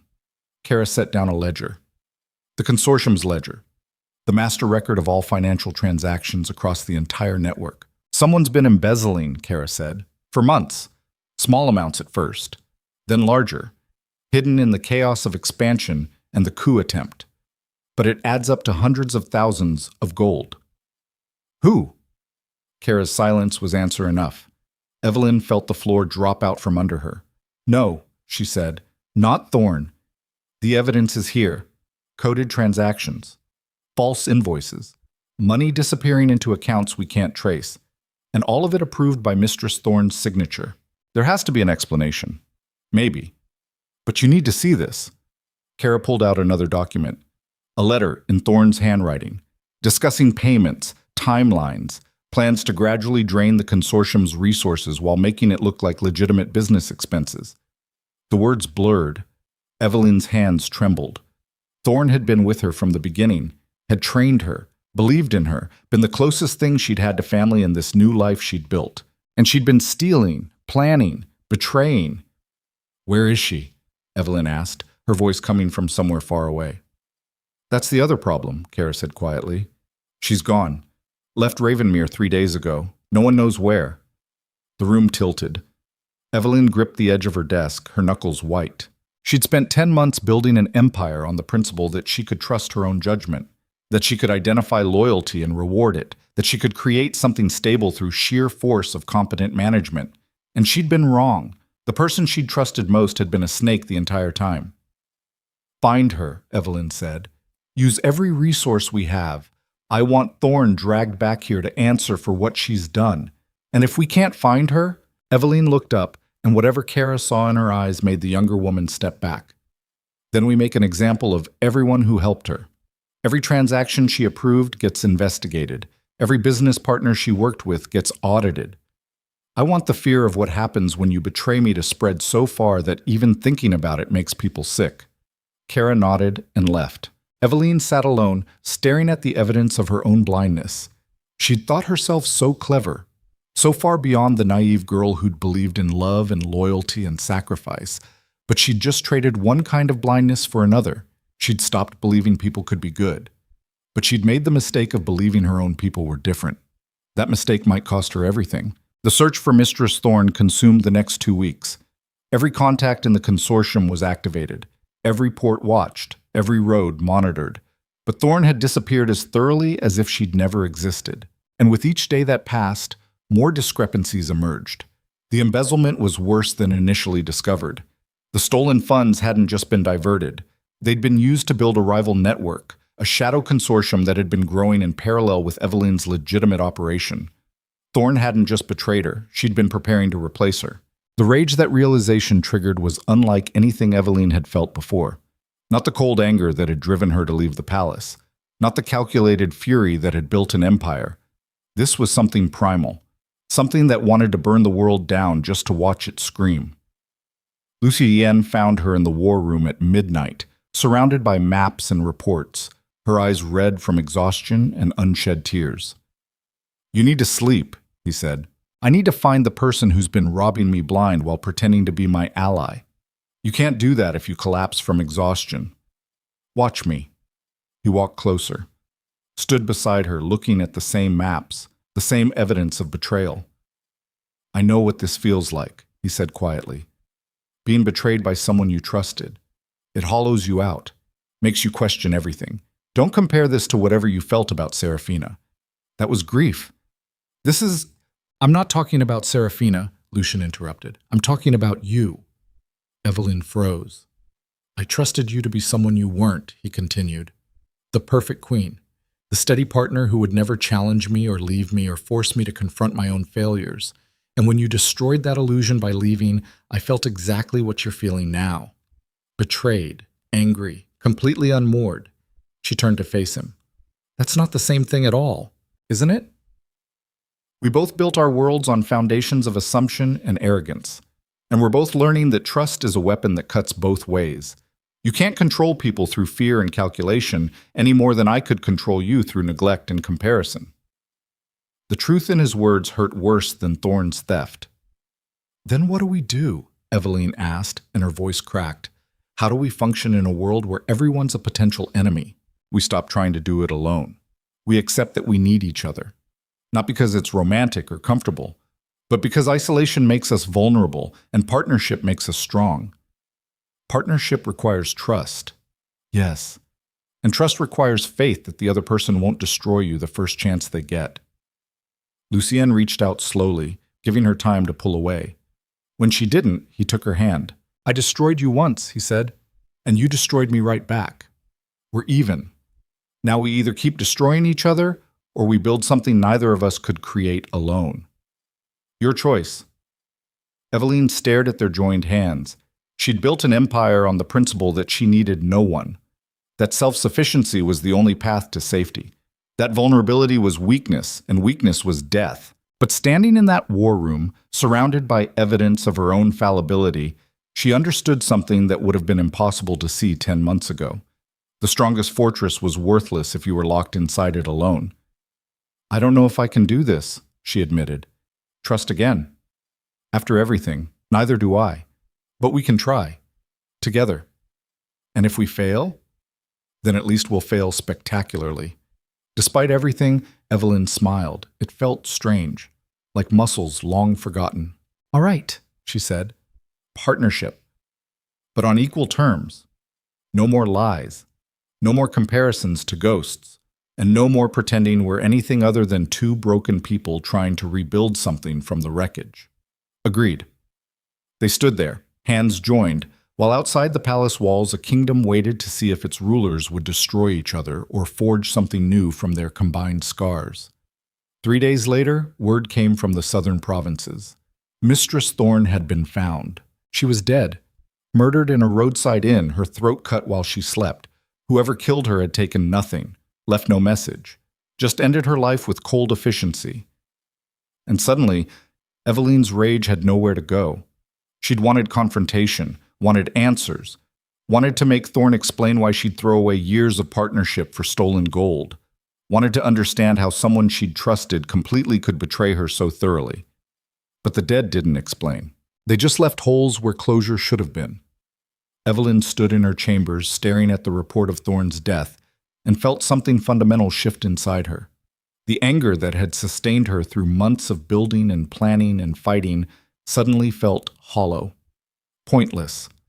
What was the point of revenge if the target was already gone? What was the point of building walls if the betrayal came from inside them? What was the point of power if it couldn't protect you from the people closest to you? A knock at the door pulled her from the spiral. Lucian entered without waiting for permission. He looked at her face and understood immediately. "I heard," he said. "She's dead. Someone killed her before I could even demand answers. And now I'll never know why she did it. Never know if it was greed or resentment or just opportunism. Never know if anything between us was real or if I was just another mark from the very beginning. Maybe that's better. Maybe not knowing lets you move forward, or maybe it leaves a wound that never heals."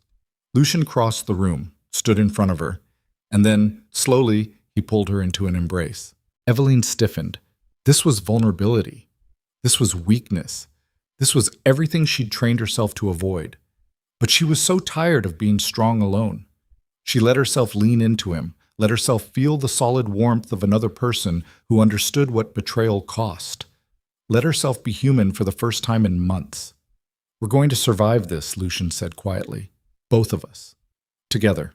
And for the first time since Mistress Thorne's betrayal had shattered her world, Evelyn allowed herself to believe him. But belief required transformation, required letting go of the armor she'd built, required accepting that surviving meant changing the very nature of who she'd forced herself to become. And that transformation would cost her everything she thought she knew about strength. The embrace lasted 3 heartbeats. Then Evelyn pulled away, her walls rebuilding themselves with the speed of long practice. Lucien let her go without protest. He understood. Trust wasn't built in moments. It was forged through fire over time, and they'd barely begun the process. But the foundation was there now. Fragile, untested, but there. 2 days after Mistress Thorne's body was discovered, Kara brought news that shattered whatever illusion of stability they'd managed to construct. "It's not over," Kara said, spreading documents across Evelyn's desk. "Thorne's death wasn't random violence. It was a hit, professional, clean, and the person who ordered it is still operating." "Who?" "That's the problem. We don't know. But whoever they are, they've been using Thorne's embezzled funds to build something.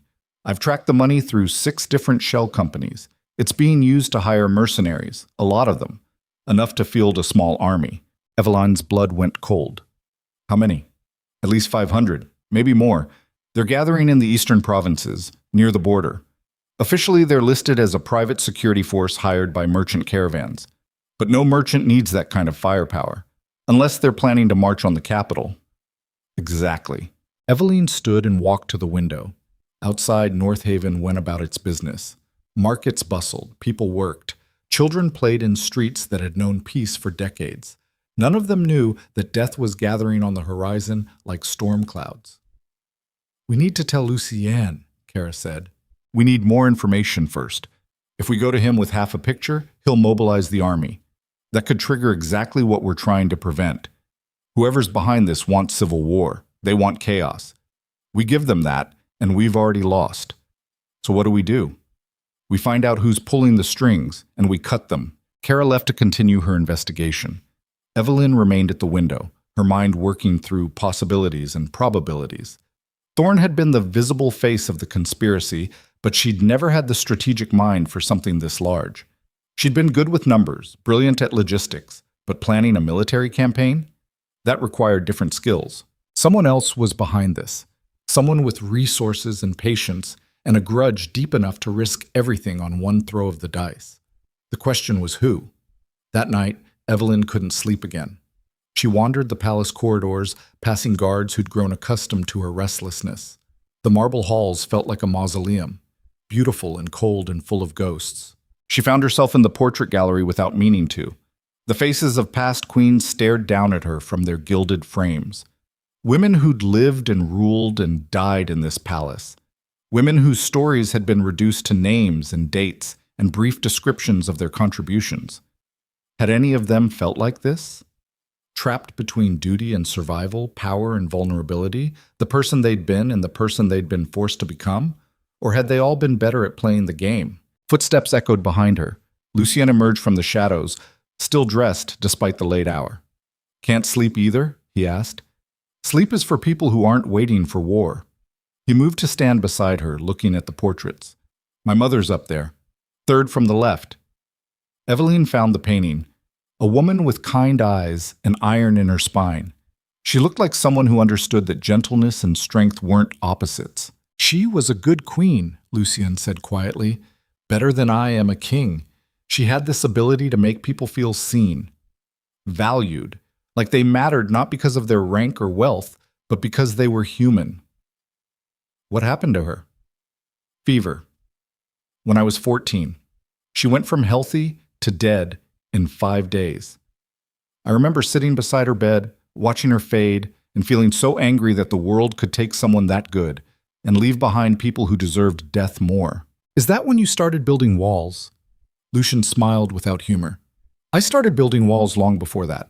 But yes, losing her made them permanent. If the world was going to take everyone I loved, then I'd stop loving, stop getting attached, rule through strategy and calculation instead of emotion." "How'd that work out for you?" "You left me." "So not well." They stood in silence, surrounded by the dead. Then Lucien spoke again, his voice carrying weight. "There's something I need to tell you." "About Serafina." Evelyn stiffened. "I don't want to—" "You need to hear this, because I've been lying. To you. To myself. To everyone." He turned to face her directly. "I didn't love Serafina the way I claimed. I loved the idea of her, the passion, the intensity, the feeling that life was happening at full volume instead of in muted tones. But the actual woman? We fought constantly, disagreed about everything, made each other miserable more often than happy. Then why? Because when she died, I could rewrite her, make her perfect, turn her into this impossible standard no real person could match. And that gave me permission to never fully commit to anyone else, to keep one foot out the door, to protect myself from ever feeling that kind of loss again." Evelyn felt something crack open in her chest, something that had been locked tight since that cursed banquet. "I compared you to a ghost I'd invented," Lucien continued, "and then I had the audacity to be disappointed when you couldn't compete with a fantasy. That wasn't just cruel, it was cowardice. And I'm sorry." The apology hung in the air between them. Evelyn didn't know what to do with it. Apologies were words. They didn't undo 15 years of loneliness, didn't erase the pain of being measured against someone who'd never existed, didn't magically heal wounds that had been festering for over a decade. But they were a start. "I don't forgive you," she said finally. "Not yet. Maybe not ever. But I hear you. That's more than I deserve." "Yes, it is." They left the portrait gallery together, walking side by side through corridors that felt less like a mausoleum and more like a place where two broken people might eventually figure out how to coexist without destroying each other. But that fragile possibility shattered 3 days later when Kara burst into the council chamber during a morning session, her face white as bone. "They're moving," she said. "The mercenary army. They left the border provinces last night. They're marching on North Haven." The council erupted. Voices overlapped. Demands for information. Questions with no good answers. "How many?" Lucien asked, his voice cutting through the chaos. 700 confirmed. Maybe more. "They're moving fast, 3 days out, 4 at most. Do we have forces to meet them?" The captain of the guard stepped forward. "We can field 400 trained soldiers immediately. Another 200 within a day. But that's still not enough. These are professional killers, not farmers with pitchforks." "Then we need to even the odds," Evelyn said. All eyes turned to her. "The consortium controls supply lines across the kingdom. Every mercenary needs food, water, weapons, medical supplies. We cut off their access, make it impossible for them to sustain a prolonged campaign. That might slow them," the captain said, "but it won't stop them, not if they're determined to reach the capital. Then we make them siege us, pull everyone inside the city walls, fortify, wait them out. Eventually they'll run out of resources or patience, or they'll burn the outer districts and starve us instead," another noble said. "We can't just hide and hope they go away." He was right. Defensive strategies only worked if you had time, and time was the one resource they didn't have. Lucien stood, his presence commanding instant silence. "We fight. Not defensively, not reactively. We take the battle to them on ground of our choosing. Force them to engage before they reach the capital. That's suicide, someone said. We're outnumbered. We're outnumbered if we fight their way. But we know this terrain. We know the roads. We can choose a battlefield that neutralizes their numbers. Where? Evelyn asked. The Narrows. 2 days north. It's a valley passage where the cliffs squeeze close on both sides. They can't spread out, can't use their superior numbers effectively. And we can rain hell down from the heights. It's risky, the captain said. Everything's risky. This just gives us a fighting chance. The council argued for another hour, but the decision was already made. They would march north to meet the mercenary army at the Narrows. 400 soldiers against 700 killers, outnumbered and outmatched but fighting on terrain that gave them a prayer. Preparations began immediately. The palace transformed into a war machine. Weapons distributed, armor fitted, supply lines organized. Every able-bodied man and woman who could hold a blade was conscripted into service. Evelyn watched it all with a growing sense of unreality. 10 months ago, she'd been a queen whose biggest concerns were banquet menus and diplomatic protocol. Now she was preparing for a battle that would determine whether the kingdom she'd helped build survived or collapsed into civil war. The transformation should have felt foreign. Instead, it felt inevitable. Like every choice she'd made since leaving the palace had been leading here. To this moment. This test. She found Lucien in the armory, selecting weapons with the calm focus of someone who'd done this before. He looked up as she approached. "You should stay here," he said. "In the palace where it's safe.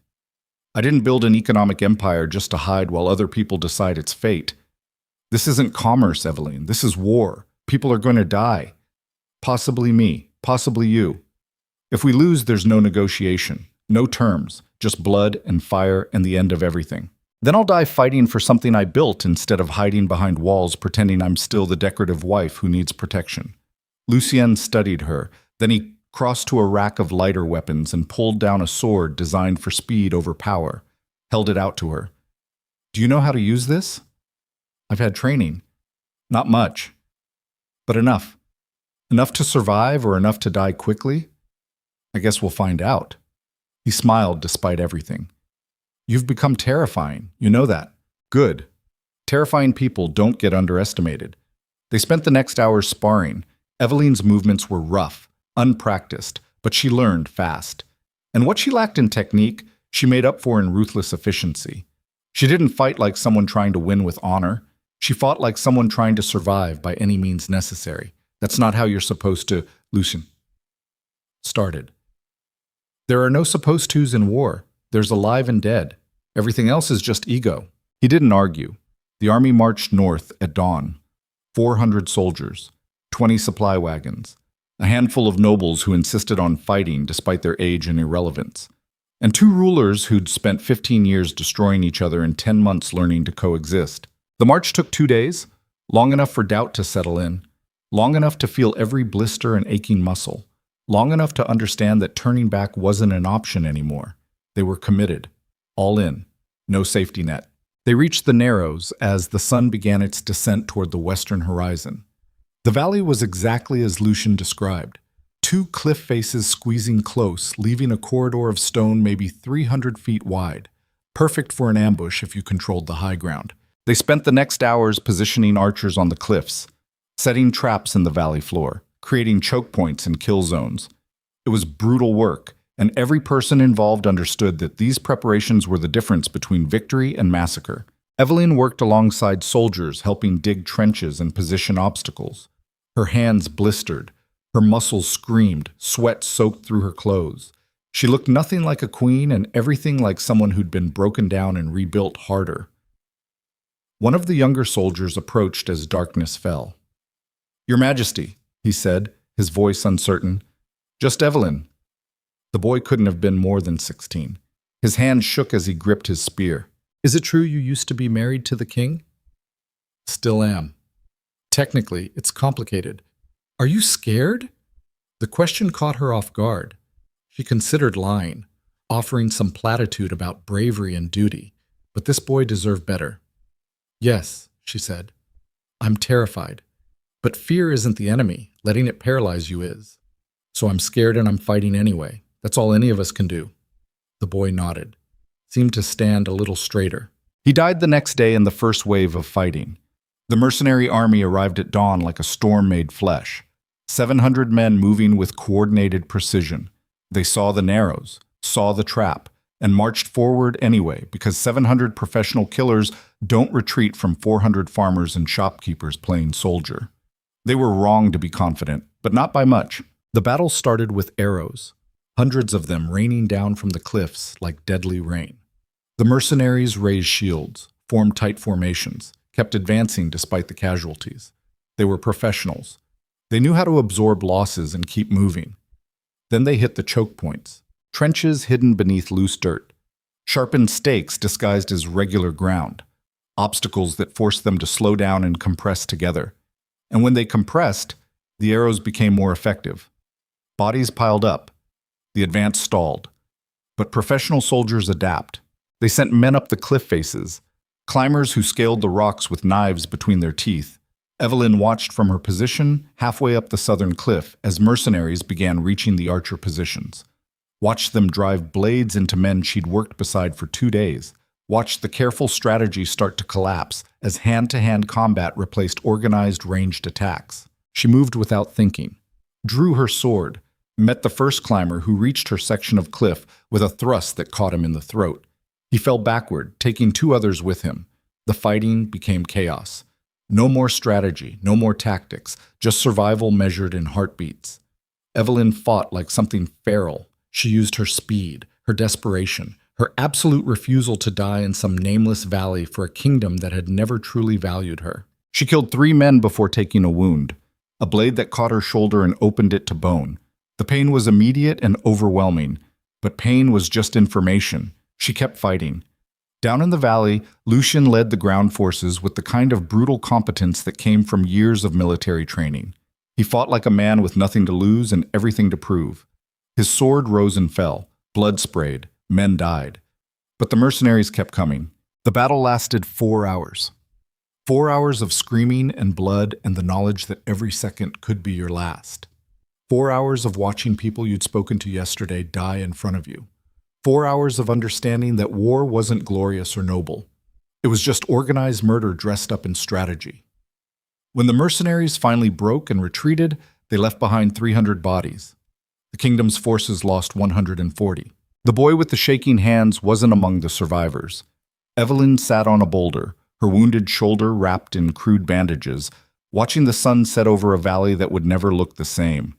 Around her, survivors moved through the wreckage, collecting weapons, identifying bodies, beginning the grim work of accounting for the cost of victory, because they had won, barely, by the thinnest margin imaginable.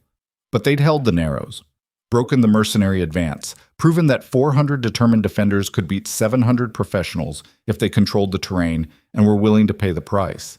The price had been steep. Lucien found her as darkness settled. He looked like he'd been dragged through hell. Blood soaked his armor. A gash above his eye leaked red down his face. He moved like every muscle hurt. He sat beside her without speaking. They stayed like that for a long time.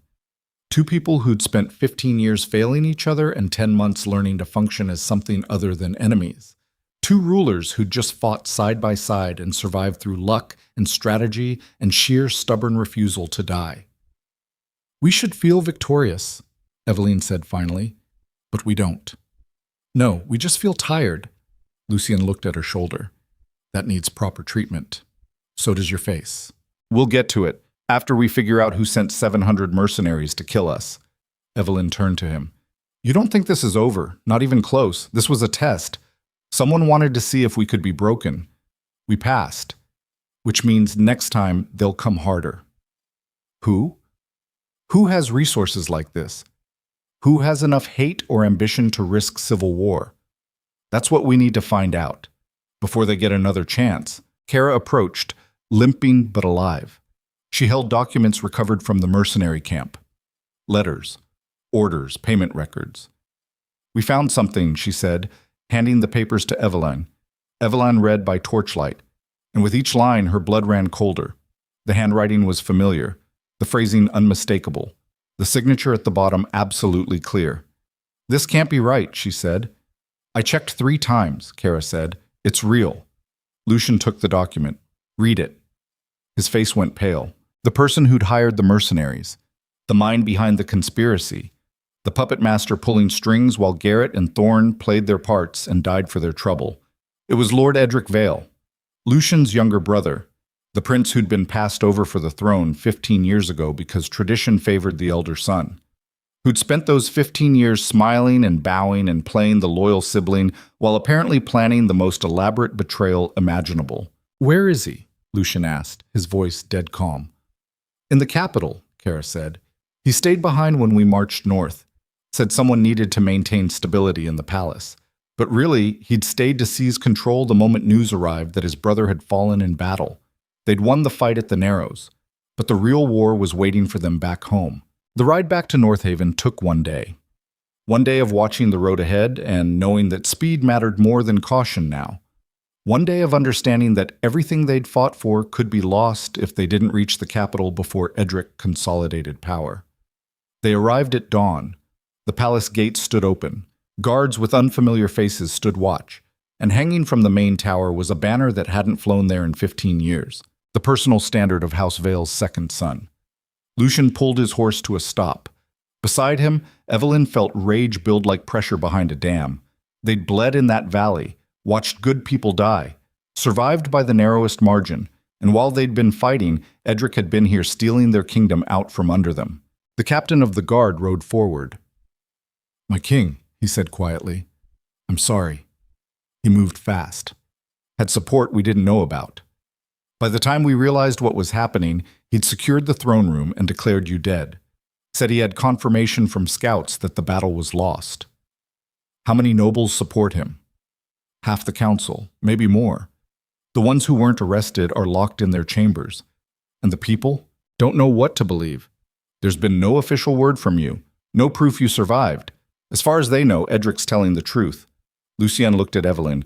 "We can't fight our way in, not against our own guards, not without starting the civil war we just prevented." "Then we don't fight," Evelyn said. "We negotiate. With a man who tried to have us killed, with a man who thinks he's won, which means he's overconfident, vulnerable. We use that." Lucian stared at her, then nodded slowly. "You've become more ruthless than me. I learned from the best." They rode through the gates with 30 soldiers. Not an invasion force, just enough to show strength without threatening violence. The guards let them pass, uncertain and clearly torn between loyalty to the crown and fear of the man currently sitting on it. The throne room doors stood closed. 2 guards blocked the entrance. "Tell Prince Edric that his brother would like a word," Lucian said. The guards exchanged glances, then one disappeared inside. Returned a moment later. "He'll see you, but only you and the woman. No weapons, no guards." Evelyn and Lucien surrendered their swords, walked into the throne room where 15 years ago they'd been married, where countless hours of council meetings had been held, where power had always resided in forms both visible and hidden. Edric sat on the throne like he'd been born to it. He was younger than Lucien by 3 years, but looked older. Life in the shadows did that. Made you hungry. Made you watch and plan and wait for the moment when patience would finally pay dividends. "Brother," Edric said, his voice carrying false warmth, "I'm so relieved to see you alive. The reports from the Narrows were unclear. I feared the worst. So you seized the throne. I secured the succession. Someone had to maintain stability. By arresting loyal nobles and flying your personal standard? By doing what was necessary in your absence." Lucien walked closer. The throne room felt enormous. Every step echoed. 10 paces from the throne, he stopped. "This was always your plan, wasn't it? The coup, the mercenaries, Garrett and Thorne and all the rest. They were just pieces in a game you were playing." Edric smiled. "You always were slow to see what was right in front of you. That's why Serafina would have left you eventually. Why Evelyn did leave. You're a strategist, brother, but you've never understood people. And you do? I understand ambition. I understand resentment. I understand what it's like to be second best your entire life simply because I had the misfortune of being born 3 years too late." He stood, descended the steps, moved to stand face to face with Lucien. "You've been a mediocre king," Edric said.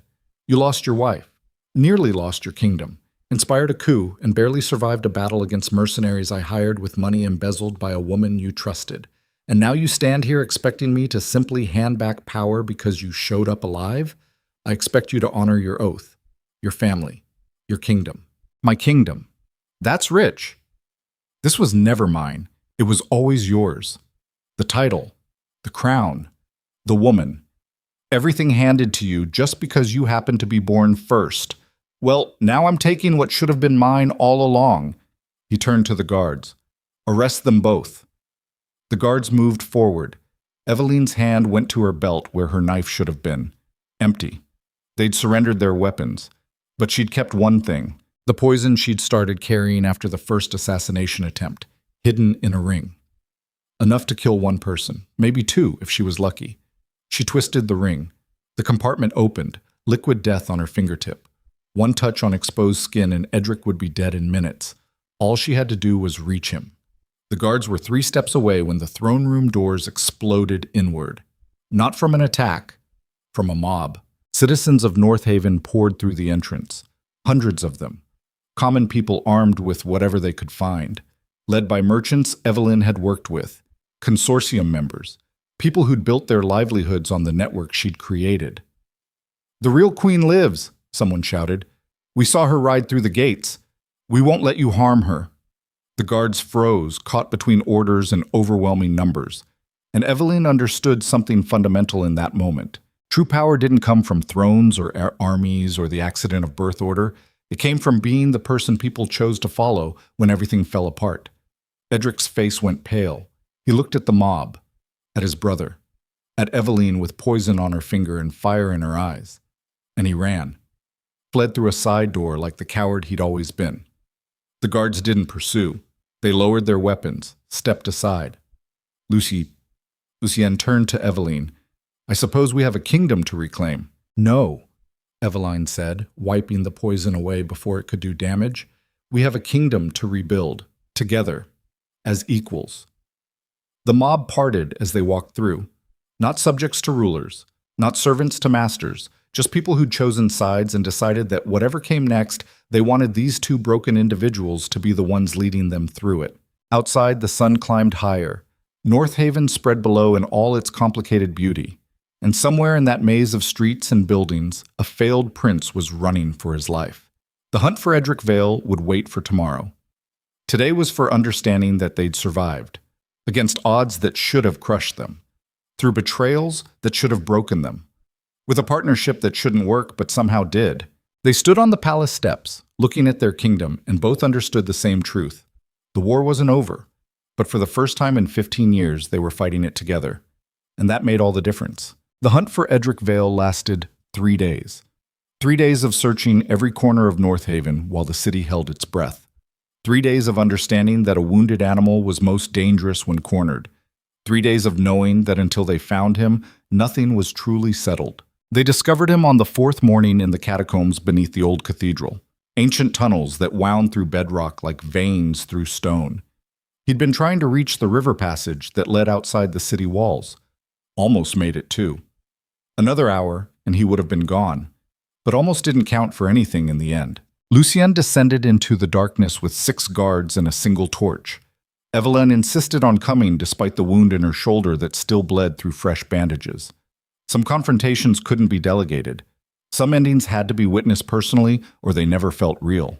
They found Edric sitting against a wall in a chamber that smelled of damp stone and centuries of decay. He looked smaller down here, diminished. Like all that ambition and resentment had been the only things holding him upright, and now that they'd failed, he'd collapsed into something pathetic. He didn't run when the torchlight found him, didn't reach for a weapon, just sat there with his hands resting on his knees and his eyes reflecting flame. "So you found me," he said. His voice echoed in the confined space. "I suppose I should have known. You always were lucky, brother. Born first, inherited everything, even survived battles you should have lost. The gods must love you."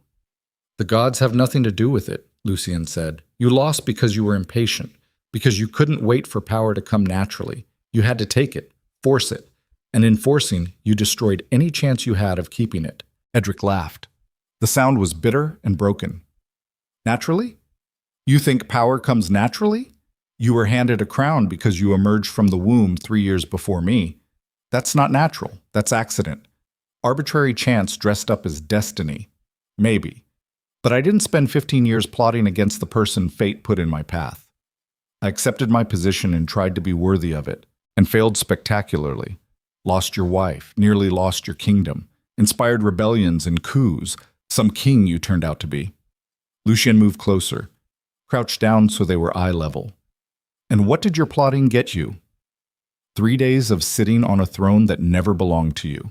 A handful of nobles who abandoned you the moment real resistance appeared. And now this, hiding in the dark like a rat waiting for the trap to close. Better to try and fail than spend my entire life bowing to someone who didn't deserve what he had. The words hung in the damp air. Eveline watched the two brothers and saw the same face shaped by different resentments. Lucien had been formed by loss and responsibility, Edric by jealousy and ambition denied. Two sides of the same coin, both broken by circumstances they'd never chosen. What happens now? Edric asked. Public execution? Exile? Or do you kill me quietly down here and tell everyone I escaped? Lucien stood. That's up to you. Edric's expression shifted. Confusion, suspicion, hope. What do you mean? You have 3 choices. Public trial. You'll be found guilty and executed. The evidence is overwhelming. Or exile. I strip you of title and lands and you leave the kingdom, never return. Die somewhere far away as someone nobody remembers. Or, he paused, took a breath. Or you swear an oath, right here, right now. You abandon every claim to power, every ambition, every plan. You become what you should have been from the beginning, a brother, an advisor, someone who uses his intelligence to help instead of harm. And if you break that oath, if you ever move against this crown again, I won't arrest you. I'll kill you myself. No trial, no mercy, just an ending. Eveline stepped forward. Why are you offering this? After everything he's done? Lucien looked at her. His eyes carried weight she hadn't seen before. Something that looked almost like wisdom born from suffering. Because killing him makes me feel powerful, but doesn't make me a better king. And I'm tired of confusing the two.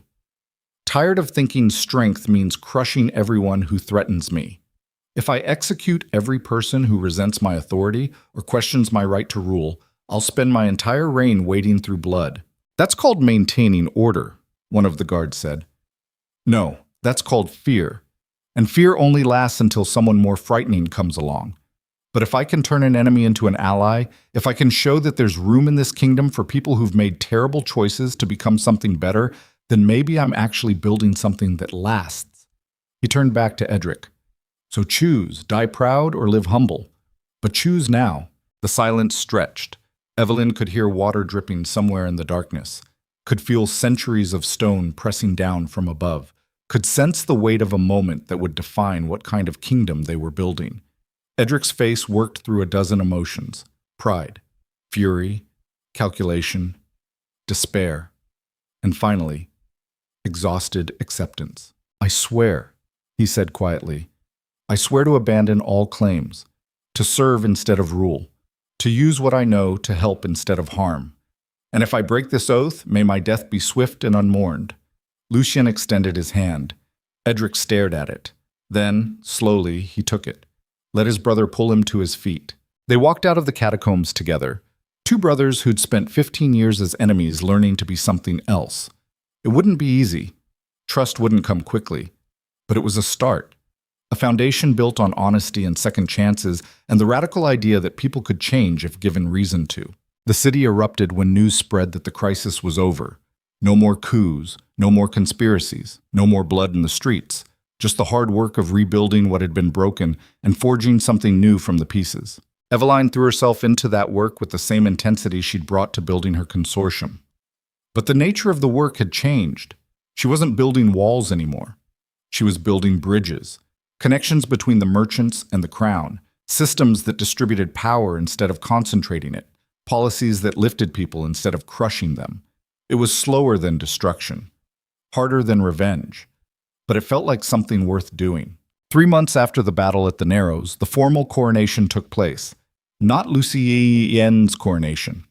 He'd been king for 15 years. This was Eveline's, the ceremony that made official what everyone already knew. She wasn't queen consort anymore. She was co-ruler, equal authority, equal responsibility, equal right to the crown that had always been kept just slightly out of her reach. She stood in the throne room wearing white instead of the traditional gold. White like new beginnings, like pages not yet written. The crown they placed on her head was new too, designed specifically for her. No inherited weight, no history of women who'd worn it before, just something that belonged to her alone. When the ceremony ended and the nobles bowed, when the cheers rose from the crowd outside, when the reality of what she'd achieved finally settled over her like a physical weight, Evelyn felt something unexpected. Not triumph, not vindication, not the satisfaction of proving everyone wrong, just quiet gratitude that she'd survived long enough to see this moment. The banquet that followed lasted until dawn. Food and wine and music and people celebrating something that felt fragile and new and worth protecting. Evelyn moved through it all with Lucien at her side, and for the first time in 15 years, they looked like partners instead of strangers sharing a title.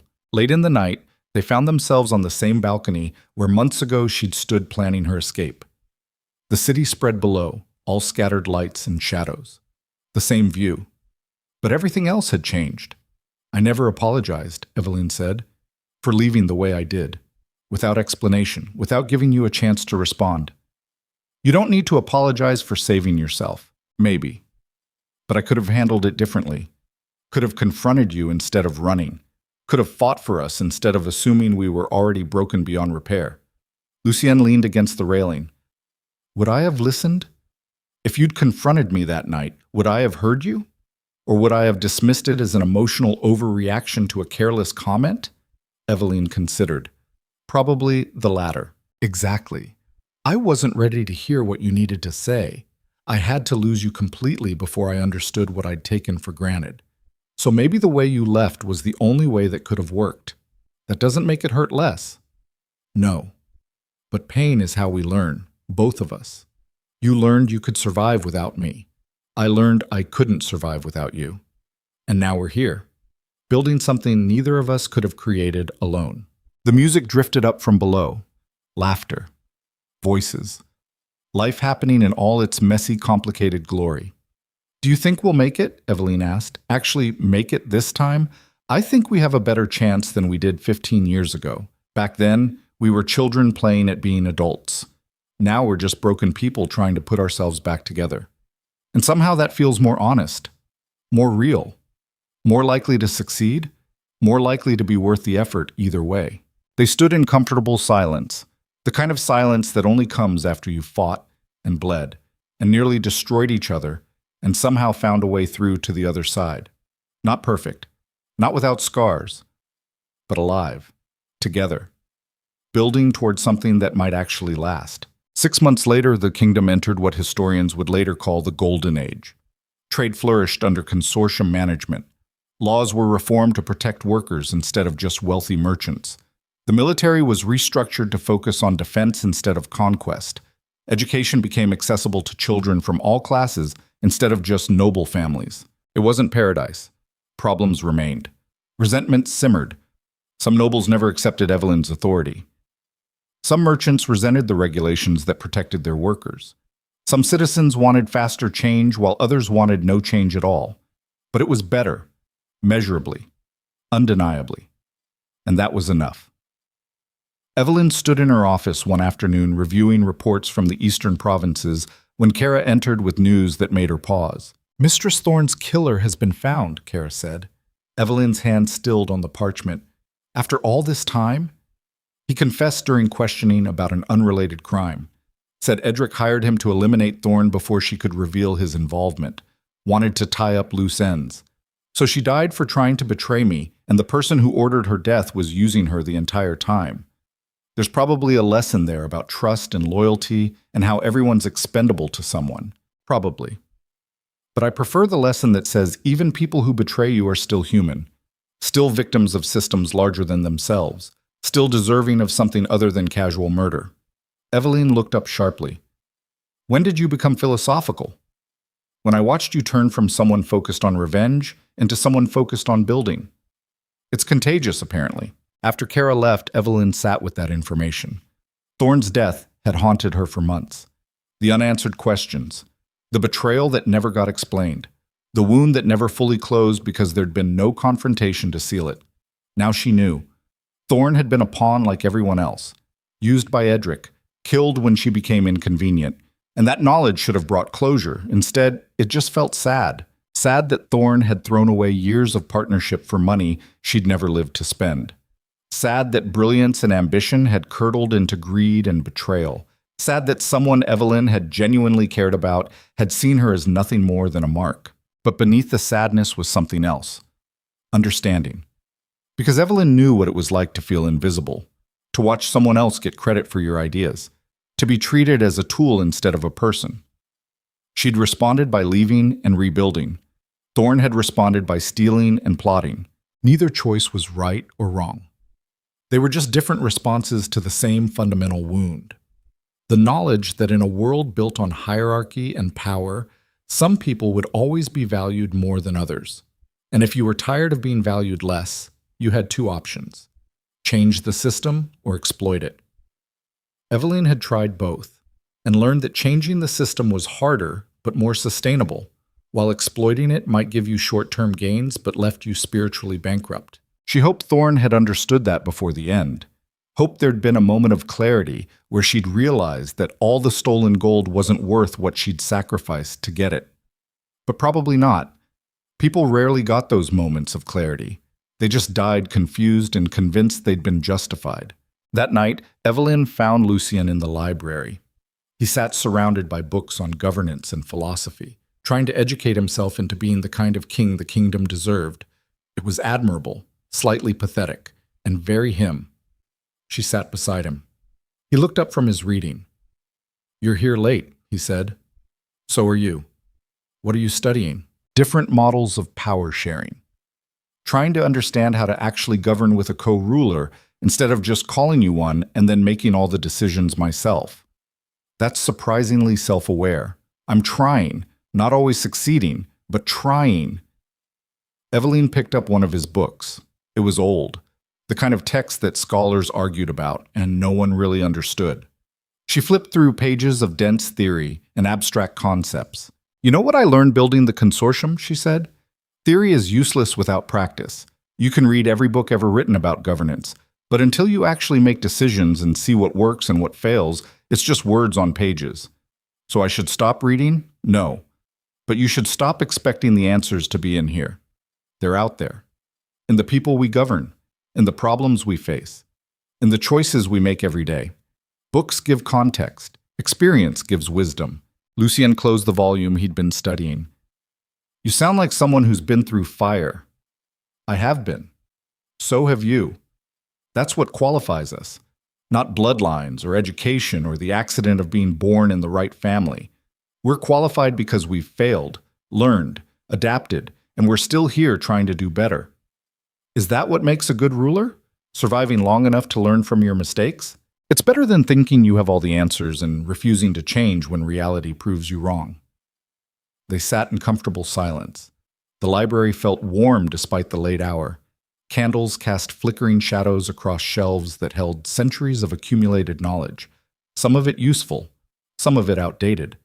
All of it just ink and paper without people to read it and decide what mattered. "I still think about her sometimes," Lucien said quietly. "Serafina. Not the fantasy version I invented. The real woman. The arguments, the intensity, the exhausting emotional chaos of being with someone who challenged everything. And I'm glad she's not who I ended up with. What we had was passion, but passion without partnership is just beautiful destruction. You and I, we're building something. It's harder, less dramatic, but it's real. And real is worth more than beautiful." Evelyn felt something unlock in her chest, something that had been held tight since that cursed anniversary banquet. The part of her that had believed she'd always be second choice, always be compared to a ghost and found wanting.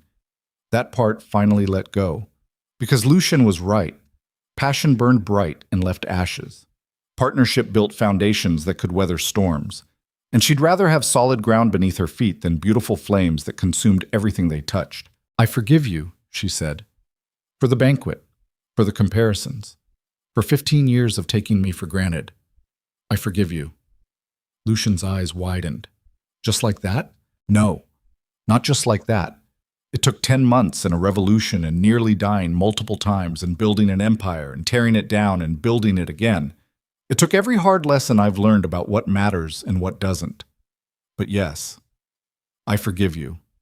Because holding on to it hurts me more than it hurts you, and I'm tired of carrying that weight.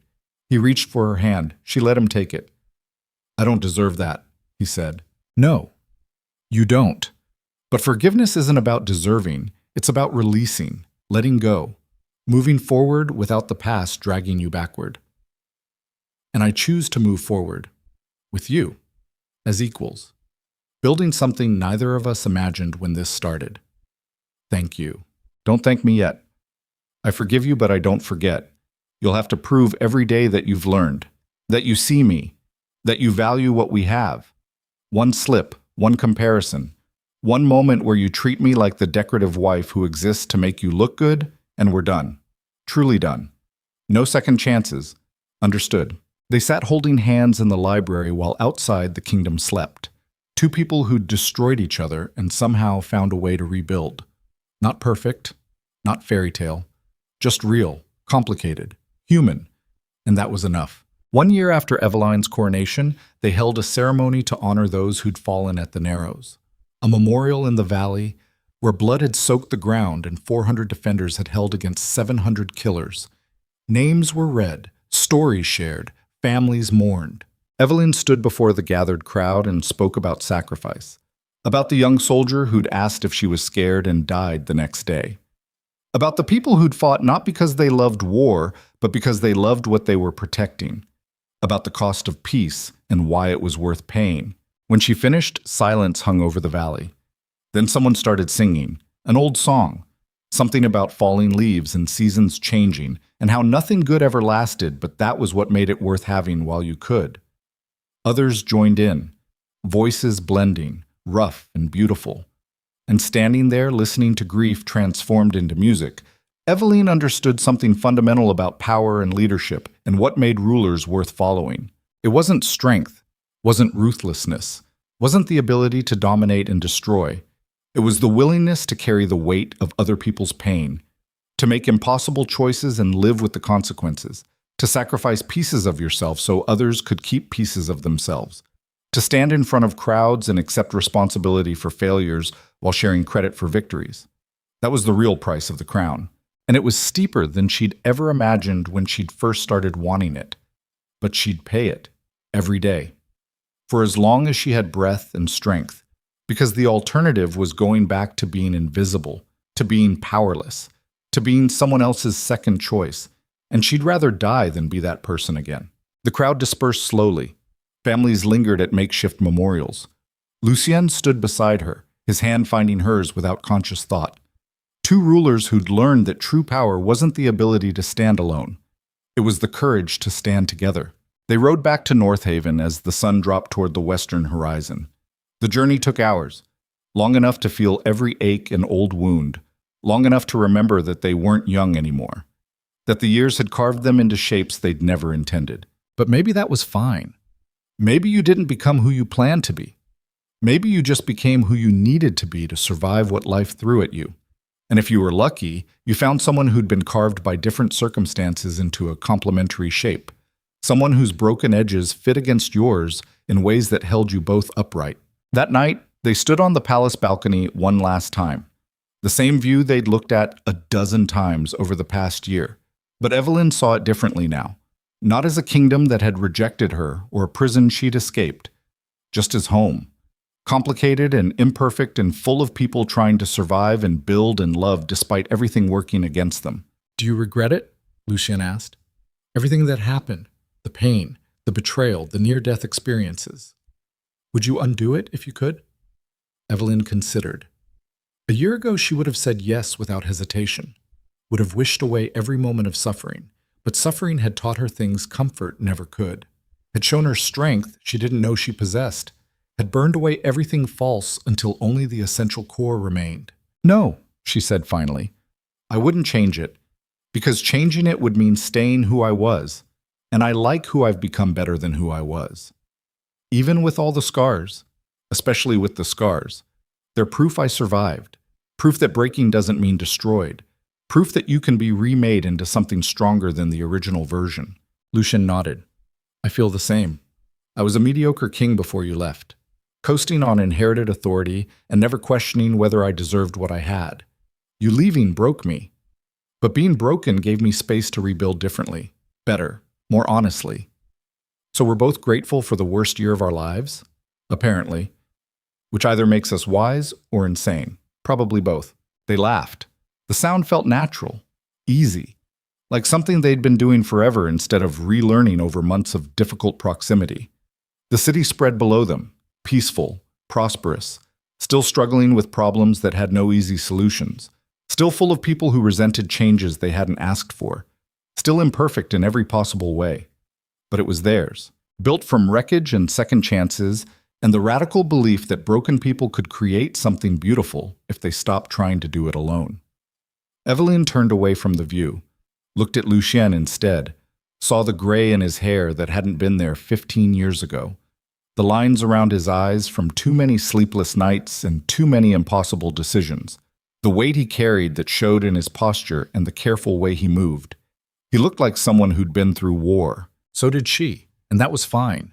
Warriors recognized each other, understood what the scars meant, knew that survival was its own kind of victory even when it didn't feel glorious. I love you, she said. The words felt strange, foreign, like a language she'd forgotten and was relearning from scratch.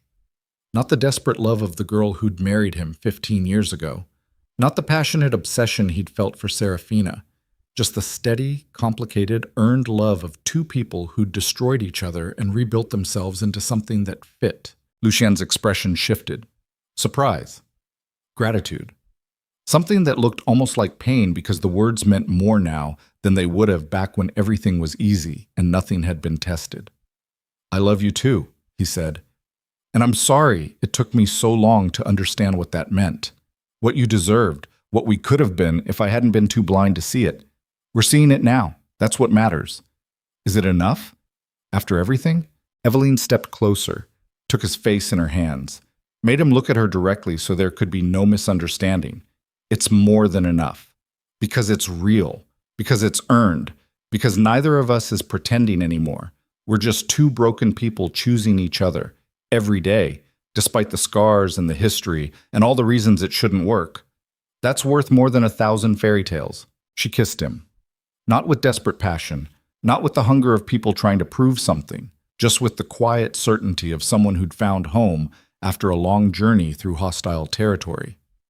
When they pulled apart, the city below had gone dark except for scattered lights in windows where other people were living their own complicated stories. The stars above blazed cold and indifferent.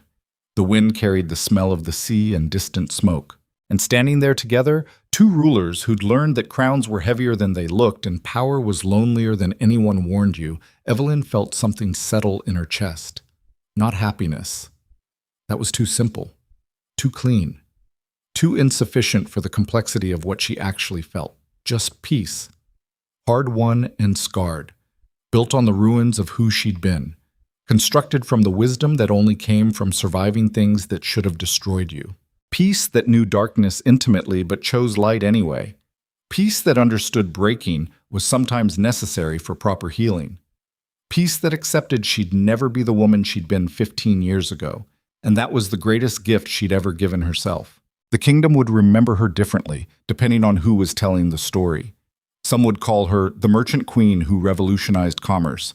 Others would call her the woman who nearly destroyed the realm out of spite. Still others would call her the co-ruler who ushered in the Golden Age.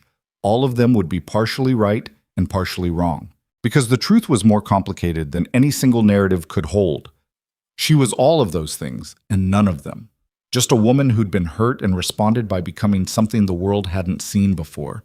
Someone who refused to be invisible, who built power from nothing and used it to reshape everything. But the legacy she cared about most wasn't written in history books or spoken about in taverns. It was standing beside her on a balcony, holding her hand, looking at their kingdom with eyes that finally saw her as an equal. That was the victory worth having.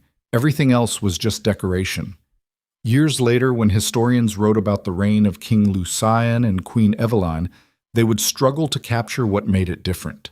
The policies were important: the economic reforms, the military restructuring, the expansion of education and justice. But what really mattered was harder to quantify. It was the way two people who'd nearly destroyed each other learned to build something neither could have created alone. The way brokenness became strength when acknowledged instead of hidden. The way forgiveness became possible not through forgetting, but through choosing to move forward despite memory. The way a kingdom learned to trust rulers who admitted their mistakes instead of pretending to be perfect.